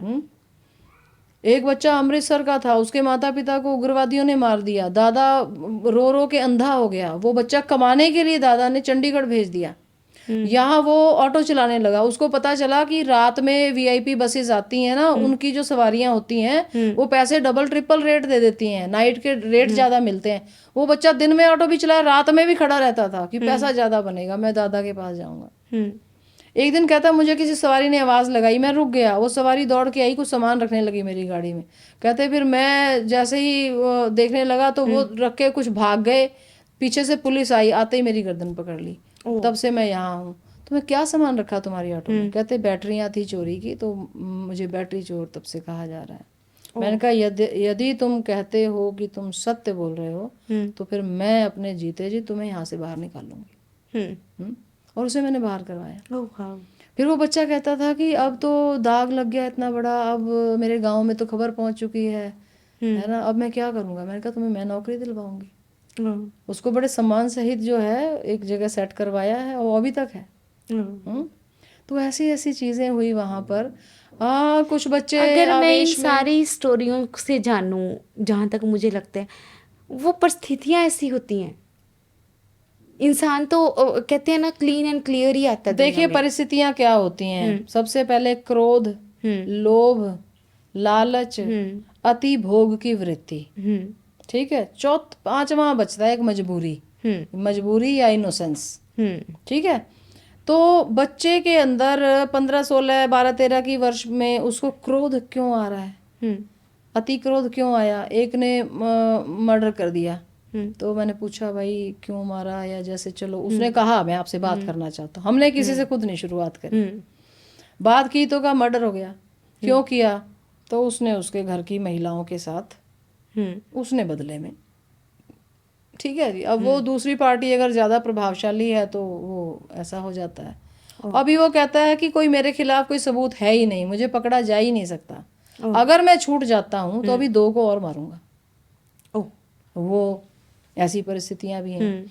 अच्छा, बलात्कारी जो थे वो आवेश में, है ना जी, वो नकल करवाते हैं, ऐसे भी थे। बैंक के चोरियां वोरियों के केसेस, ये किसी ने जानबूझ के भी किया, कुसंग में पड़ गए, नशा वशा करने लग गए। तो वो सारा, अब वो मेरे से पूछते थे कि आप हमारे बारे में क्या सोचते, उनको कुछ लगा ही होगा ना, आप हमारे बारे में सोचते क्या हो। मैंने कहा जैसे मेरे छोटे भाई हैं ऐसे तुम हो, को बीमार हो, अभी तुम्हारे अंदर एक मानसिक रोग आ गया है तो तुम्हें यहाँ भेजा गया, शारीरिक रोग होता तो हॉस्पिटल जाते, मनोरोगी हो तो जेल में आए हो, जिस दिन स्वस्थ हो जाओगे लौट के वापस आ जाना भैया, और क्या बता सकती हूँ मैं कहा लेकिन मैं तुम्हें स्वस्थ करना चाहती हूँ। मैम योग जब बाहर से आया तो लोगों को बड़ा अट्रैक्ट लगा, जब फॉरेन से आया, जबकि ये तो सदियों से भारत में था। आज तो अगर आप किसी सोसाइटी, किसी गली से पार्क में सवेरे सवेरे चले जाओ, आपको 8-10 लोगों का ग्रुप, 12 लोगों का ग्रुप योगा करता हुआ दिख जाएगा, है ना। अभी भी उतने अवेयर नहीं है, पर जिम ज़्यादा जाते हैं लोग, पर फिर भी योग भी करते हैं। मैं खुद भी बहुत सालों से योग कर रही हूँ। मुझे लगता है कि योग सबसे बेस्ट है। जब आप ब्रीथिंग पे अपने पे काम करना सीख जाते हो ना, तो आप अपने आप को कंट्रोल करना भी कहीं ना कहीं सीख जाते हो। तो आपने तो योग के ऊपर डिग्रियां ली हैं, इतना सारा काम किया है, और मुझे ये बताओ कि योग बच्चों के लिए कितना ज़रूरी है। देखिए अगर योग की बात करें ना, अगर बचपन से ही उनको बता दिया जाता तो शायद जैसे जिस एडोलेसेंट टाइम की हम बात करते हैं ना, वो उन परिस्थितियों में पहुंचे नहीं होते, है ना। मेरे पास वहाँ ऐसे केस थे जो ड्रग एडिक्शन में फंसे हुए थे, और जो बलात्कार की प्रवृत्ति के बच्चे होते हैं ना, उनके भी मन जो है वो बहुत डावाडोल रहते हैं। अब वो बड़ा चैलेंज था। बाकी तो सब आ ही जाएंगे ना कंट्रोल में, ड्रग एडिक्ट्स और रेपिस्ट, ये दोनों बड़े चैलेंजिंग परिस्थिति वाले थे। उस समय पर ना तो मैंने आसन ना प्राणायाम, मैंने पहले पकड़ा षटकर्मा को। षटकर्मा होता क्या है? षटकर्मा जो है वो बेसिकली एकदम से योगा टीचर्स भी सिखाते नहीं है। उसमें एक तो होता है कि नाक से गर्म पानी नमक वाला पी के मुंह से निकालना, नेति बोलते हैं, फिर कुंजल बोलते हैं, वो 7-8 गिलास पी के वॉमिट करवाते हैं, और भी बहुत सारी प्रक्रियाएं उसमें होती हैं। नेति और कुंजल, इन दो को मैंने आधार बनाया, और जब नेति करवाया, कुंजल करवाया, तो नेति के बाद खूब अच्छे से नाक की जब सफाई हो जाए, पानी सारा बाहर निकल जाए, तो गाय के घी की बूंदें, वो गाय का घी मैं खुद बिल्कुल प्योर अपने हाथों का बनाया हुआ मैं लेके जाती थी जेल में। अब उनकी नाक में 4-4 ड्रॉप्स उसके डालने शुरू किए। गाय के घी ने जो चमत्कार किया है ड्रग एडिक्ट्स के केस में, कि बच्चों ने खुद ये बात स्वीकार करी कि अब नहीं करेंगे। ओह हाँ, मतलब रिकॉर्ड है मेरे पास, 2.5 साल का रिकॉर्ड है। मैंने मैंने वीडियो देखी थी आपकी सत्संग की, उसमें कहीं ना कहीं मैं भी एग्री करती हूँ। आजकल मेरे को तो छोड़ो, आप फॉरेन में भी ये कल्चर हो चुका है कि अगर आप गाय को टच करते हो, गाय को हाथ लगाते हो, इससे भी आपकी ढेर सारी बीमारियां दूर हो जाती हैं। उस पर मैंने एक वीडियो भी देखी थी आपकी, ये कितना सत्य है? ये तो देखो, अब तो मेडिकल साइंस से, और एक ऐसी बहुत अच्छी संस्था हमारे यहाँ पतंजलि करके भी बाबा रामदेव की है, तो वो भी काफ़ी एक्सपेरिमेंटल स्टडीज़ करके उसको सामने ला ही रहे हैं। तो गाय की पीठ पे हाथ फेरने से ब्लड प्रेशर तुरंत डाउन आता है। अब उसमें ये है ना कि हम और आप क्यों उसका प्रमाण बने। जिसको ब्लड प्रेशर हाई रहता है वो मशीन लेके जाओ अपनी, आधा घंटा गाय के जो है उसके गुंबज पे ऐसे आप प्रेम के साथ हाथ फेरते रहो, और दोबारा अपना मेजर कर लो। आप खुद ही उसका प्रमाण बन जाओ ना। बहुत अच्छी योग का प्रमाण मैं क्यों दूं? बहुत बड़ी बात है ये। जो माएँ ये कहती हैं मेरा बच्चा ड्रग एडिक्ट हो गया, इसको मैं कहाँ फेंक के आऊं, कौन से सुधार घर में छोड़ के आऊं, मैं उन माओं को कहती हूँ कि तुम कहीं गाय का दूध लाओ, उसका घी बना लो, कुछ ना करो, वो जैसे रह रहा रहने दो। आप केवल एक काम कर दिया करो कि जब वो सोने लगे उसकी नाक में आप 1-1 ड्रॉपर गाय का घी जो है लिटा के डाल दो, बस, और कुछ ना, हाथ जोड़ो के भैया जो करना करो, बस ये बहुत अच्छी, वो अपने आप वापिस आ जाएगा। गाय का इतना, गाय के घी की इतना अगर वो 40 दिन लगातार जाता रहा ना, और अगर 1 चम्मच पी भी ले, 40 दिन के बाद उसके शरीर के सारे परमाणु बदल जाएंगे, और वो ड्रग्स बिल्कुल छोड़ देगा। बहुत बड़ी बात है। कोई भी नशा छोड़ना हो, आप ये प्रयोग करके देख लो, बहुत बड़ी बात। ये शर्तिया बात मैं आपको बता। अगर मैं आपसे पूछूं, आप सन्यासी हो साथ में एजुकेशनिस्ट भी हो, है ना, बहुत पढ़ाई की आपने, डॉक्टरी की, गोल्ड मेडल तक मिला आपको, तो आपकी फेवरेट बुक कौन सी है जो समाज में आपको लगता है कि जरूर हर एक व्यक्ति को पढ़नी चाहिए? भगवत गीता। क्यों? डाउटलेसली भगवत गीता। क्योंकि भगवत गीता जो है ना, वो ह्यूमैनिटी एट लार्ज को एड्रेस कर लेती है। भगवत गीता जो है वो मानव मात्र का ही विषय पकड़ रही है। उसमें कोई पूजा पद्धति नहीं बताई जा रही, उसमें कोई विशेष धर्म की बात नहीं हो रही। वहाँ क्या हो रहा है कि ह्यूमन की नीड्स क्या हैं, मनुष्य कहाँ कहाँ डिप्रेशन का शिकार हो रहा है, वो वहीं जा करके पकड़ लेता है। ओह, अगर मैं भगवत गीता की बात करूं तो आपको लगता है कि किसी खास राइटर की भगवत गीता पढ़नी चाहिए? देखो, उसमें आपके इंटेलेक्चुअल लेवल पे डिपेंड करता है। टॉप इंटेलेक्चुअल लेवल जो गया है वो बाल गंगाधर तिलक की जो गीता है वो अद्वितीय है। हमारे महाराज जी ने भी लिखी है, युग धर्म प्रवर्तन आए। लेकिन ये जो तिलक की हो गई या ये हो गई, ये थोड़ा सा जिनको ज्यादा ज्ञान है स्पिरिचुअल वर्ड्स का, वो लोग उसको समझ पाएंगे। साधारण अगर समझना हो तो गीता प्रेस गोरखपुर वालों ने बहुत बच्चों के लिए छोटी छोटी कहानियां, गृहस्थियों के लिए छोटी छोटी कहानियां, उन्होंने बहुत अच्छा कुछ साहित्य छापा हुआ है। आप उनकी साइड से भी ले सकते हैं। ओह, बहुत अच्छी बात। जब गीता की बात आई, मैंने बहुत संतोष से सुना है, मैंने खुद भी गीता का अध्ययन किया है। मैंने संस्कृत में नहीं किया, मैंने छोटी छोटी स्टोरियों में, जो 18 अध्याय की 18 स्टोरीज होती हैं। हमारे घर में एक चलन है कि जब औरत पेट से होती है तो जब उसके गर्भ में बच्चा होता है तो 9 महीने हम कुछ ना कुछ पाठ पूजा जरूर करते हैं, खास करके गीता, या फिर जब किसी की डेथ होने वाली होती है। तो दोनों चीज़ों में गीता का ध्यान बहुत ज़रूरी होता है। मैं बस आपसे एक सन्यासी से, आज एक कथावाचक से ये जानना चाहती हूँ, अगर मुझे एक मिनट के लिए आपको समझाना है गीता है क्या, गीता का उपदेश क्या है? अगर 1 मिनट की बात करें ना, तो गीता का उपदेश जो मैं मानती हूँ, यत्र योगेश्वरः कृष्ण यत्र पार्थ धनुर्धरः तत्र श्री विजयो नीति ध्रुवामतिर। तो भगवत गीता का सार ये है कि कृष्ण और जीव को एक सार होके रहना चाहिए। ऑलवेज रिमेम्बर कृष्णा, हर पल हर क्षण वो आपके साथ खड़ा हुआ है। ये सार है गीता का। 18वें अध्याय में यही कहा है, जहां ये दो होंगे वहां सब अच्छा ही अच्छा होगा। इसलिए अपने मन से कृष्ण को कभी भूलो नहीं। एक चीज़ और आती है, जब कृष्ण का नाम आता है, मैं एक मंत्र जाप करती हूँ, पर मुझे नहीं पता कि मुझे खुद से करना चाहिए कि किसी गुरु को धारण करके करना चाहिए। ये सवाल मेरा नहीं है, बहुत सारे गृहस्थियों का होगा। ओम कृष्णाय वासुदेवाय हरे परमात्मे प्रणतक्ष क्लेशनाशाय गोविंदाय नमो नमः। मेरा सारा दिन इसका उच्चारण चलता है। क्या मुझे इसके लिए कोई गुरु की ज़रूरत है कि नहीं, मेरे को ये मंत्र ऐसे भी उच्चारण कर सकती हूँ? पहली बात तो ये मंत्र नहीं है, इसको हम श्लोक की श्रेणी में रखते हैं। ओके, ये श्लोक है, बहुत सुंदर है, और ये भगवान श्री कृष्ण के गुणों का जो है बहुत अच्छी व्याख्या करता है। इसको आप पढ़ लो कहीं से और इसका उच्चारण कर लो तो भगवान के गुणों से जुड़ो, बहुत अच्छी बात है। लेकिन जो कृष्ण के मंत्र हैं, मंत्र तो गुरु के द्वारा लिए जाने पर ही फलीभूत होता है, अन्यथा उसका फल नहीं निकलता। ओके, बेसिकली मंत्रों को तो गुरु से ही धारण करना पड़ता। जब गुरु की बात आई, मैंने जब आपके बारे में जानकारी इकट्ठी की, तो आपके गुरु तो एक अद्भुत शक्ति के मालिक थे। उनको तो पूरी दुनिया एक ये जानता था कि परमात्मा है, वो एक परमात्मा का रियल रूप है। तो आपको लगता है कि गुरु धारण करना बहुत ज़रूरी है, एक गृहस्थ को भी, एक सन्यासी को भी? गुरु के बिना आपका जीव होने का अभिमान तो जाएगा नहीं।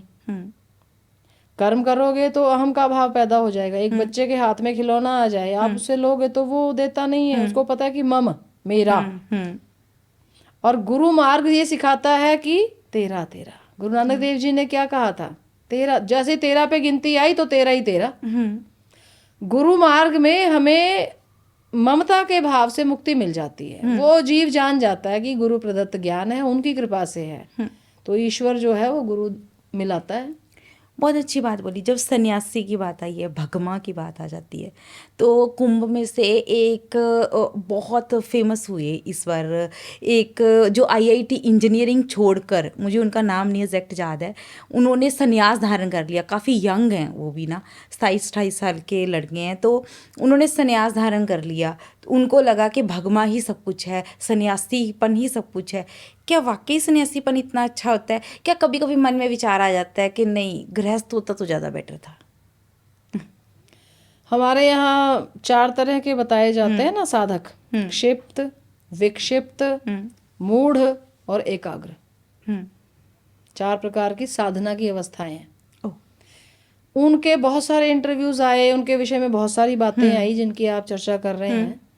उनकी सारी बातों को सुनने, देखने या समझने के बाद हमारा ये विचार हुआ कि अभी वो बहुत प्रारंभिक अवस्थाओं में है। वो अपने जीवन की बाल्यकाल की कुछ वेदनाओं से बाहर नहीं निकल पा रहे हैं। अभी सन्यासी मत कहो उनको, अभी वो साधक हैं। अभी साधना के मार्ग पे वो चले हैं और ईश्वर से प्रार्थना है कि वो अपनी इस साधना को इसी जन्म में पूर्ण करें या आगे करें। जब मैंने आज आपका सारा इंटरव्यू किया तो मुझे एक महसूस हुआ कि आप बोलते हो कि मैं सन्यासी हूँ, है ना, कथावाचक तो हो ही, सन्यासी भी हूँ, पर मुझे एक माँ भी दिखी, एक एक्चुअल माँ। चाहे वो बच्चों को बीएड करा रही हैं, चाहे वो जेल में जाकर बच्चों को एजुकेट कर रही हैं, उनको मॉरल वैल्यूज़ दे रही हैं, चाहे हमने एजुकेशन सिस्टम के ऊपर बात की, वो भी बच्चों से ही रिलेटेड है, चाहे एक मदर फादर को फॉरेन भेजने का बच्चों का कंसेप्ट हमने लिया, ये सारा कुछ एक माँ है। क्या आप भी मोह नहीं छोड़ पाए, बच्चों की माँ बन ही गई? मातृत्व का जो गुण है ना, वो प्रकृतिगत गुण है। ब्रह्मा जन्म देता है, विष्णु पालन करता है, रुद्र नेगेटिविटी का संहार करता है। यही तो प्रकृति है ना, ईश्वर के ये 3 रूप है ना। तो वो जो ईश्वर हमारे भीतर बैठा है ना, वो क्रिएटर भी है, वो नरिशर भी है, वो डिस्ट्रॉयर भी है। तो मैं कैसे कह दूं मेरे अंदर माँ का गुण नहीं होगा, जब वो सृष्टि ही इन 3 गुणों से भरी पड़ी है। तो सन्यासी का तो ये लक्षण है, वो जहाँ कहीं देखता है उसमें करुणा का उदय हो जाता है और वो चाहता है इसके दुख का किसी प्रकार से निवारण किया जाए। तो समाज को हम देख रहे हैं तो हमारा भी मन करता है कि चलो रोते बिलखते समाज को कुछ सही बात बताएं, ये दुख से बाहर निकल जाए। बहुत अच्छी बात। एक चीज़ और आती है, जब सन्यासी का नाम आता है, सन्यासी कठिन था क्या? इतना लंबा सफ़र 1994 से शुरू करके 1998 में सन्यास धारण कर लिया था पूर्ण रूप में। तो आपको कभी कभी लगता है कि नहीं, मुझे सन्यासी नहीं होना चाहिए था, कि नहीं, अपने आप पे खुशी होती है कि मैं उस ऊपर वाले से जुड़ चुकी हूँ, जहाँ भगवान से जुड़ चुकी हूँ? कैसा महसूस होता है वो? सच्चाई तो ये है कि मुझे पता नहीं है कि मैं क्या हूँ। ये मैं कब बनी हूँ सन्यासी वो भी मुझे पता नहीं है। ये समय और काल के प्रभाव से उस काल ने, उस गुरु ने हमें जब उसको आवश्यकता थी उसने सेग्रीगेशन कर दिया। वो उसने हम जहाँ के थे उठा के वहाँ बैठा दिया। बाकी आप पूछते हो कि कठिन है, तो फिर मैं पूछती हूँ, चिड़िया से पूछते हो कि उड़ना कठिन है, आप मछली को पूछते हो कि तैरना कठिन है? आप किसी कुत्ते को पूछो, किसी गाय को, घोड़े को पूछो कि तुम्हारे लिए उड़ना कठिन है कि नहीं, वो कहेगा ना बाबा ना, ये तो असंभव है। तो जिसके कई जन्मों का संस्कार ही था, उसको उस मार्ग पे वो था ही वहाँ का जीव, तो उसके लिए क्या कठिनाई होती है? बहुत अच्छी बात। अब बात आती है, जब मैंने मातर का कहा कि आप मुझे पूरे पॉडकास्ट में माँ की फीलिंग्स दे गए हो, कि आप बच्चों के लिए बहुत कुछ कर रहे हो, तो आप माताओं को, मदर्स को कोई अच्छा संदेश देना चाहते हो कि उनको अपने बच्चों का पालन पोषण कैसा करना चाहिए? माँ जो होती है ना, वो बच्चे के रूप में स्वयं ही दोबारा जन्म ले लेती है। जो बच्चा है आपके घर में, ये मान के चलो वो आपका प्रतिरूप है। समझ गए बात? ये भी बहुत गहरी बात, बहुत गहरी बात है, मैं भी वही सोच रही हूँ। माएँ बेटियों के साथ compete करने लग जाती हैं। माँ का बहू के साथ कंपटीशन हो जाता है। पिता और पुत्र के अंदर स्पर्धा के भाव आ जाते हैं। हम अपनी संतानों को अपने जीवन में जो कमियां रह गई, जो हम नहीं प्राप्त कर पाए, हम सोचते हैं अब ये संतानें जो है ये हमारा एक व्हीकल बन जाएंगी, इन पे बैठ के हम अपनी तमन्नाओं को पूरा करेंगे। नहीं, संतान तो आपके घर में राम कृष्ण दुर्गा सीता राधा के रूप में ही आई है। आप उनको वो रास्ता बनाइए उनके लिए कि वो वहां तक पहुंच सके। बहुत अच्छी बात। एक चीज़ और आती है, भक्ति कैसे करें? सन्यासी के लिए भक्ति नहीं पूछ रही यहाँ पे, गृहस्थ के लिए पूछ रही हूँ, मेरे पॉडकास्ट देखने वाली मेरी ऑडियंस के लिए पूछ रही हूँ। एक सिंपल शब्दों में भक्ति कैसे करें?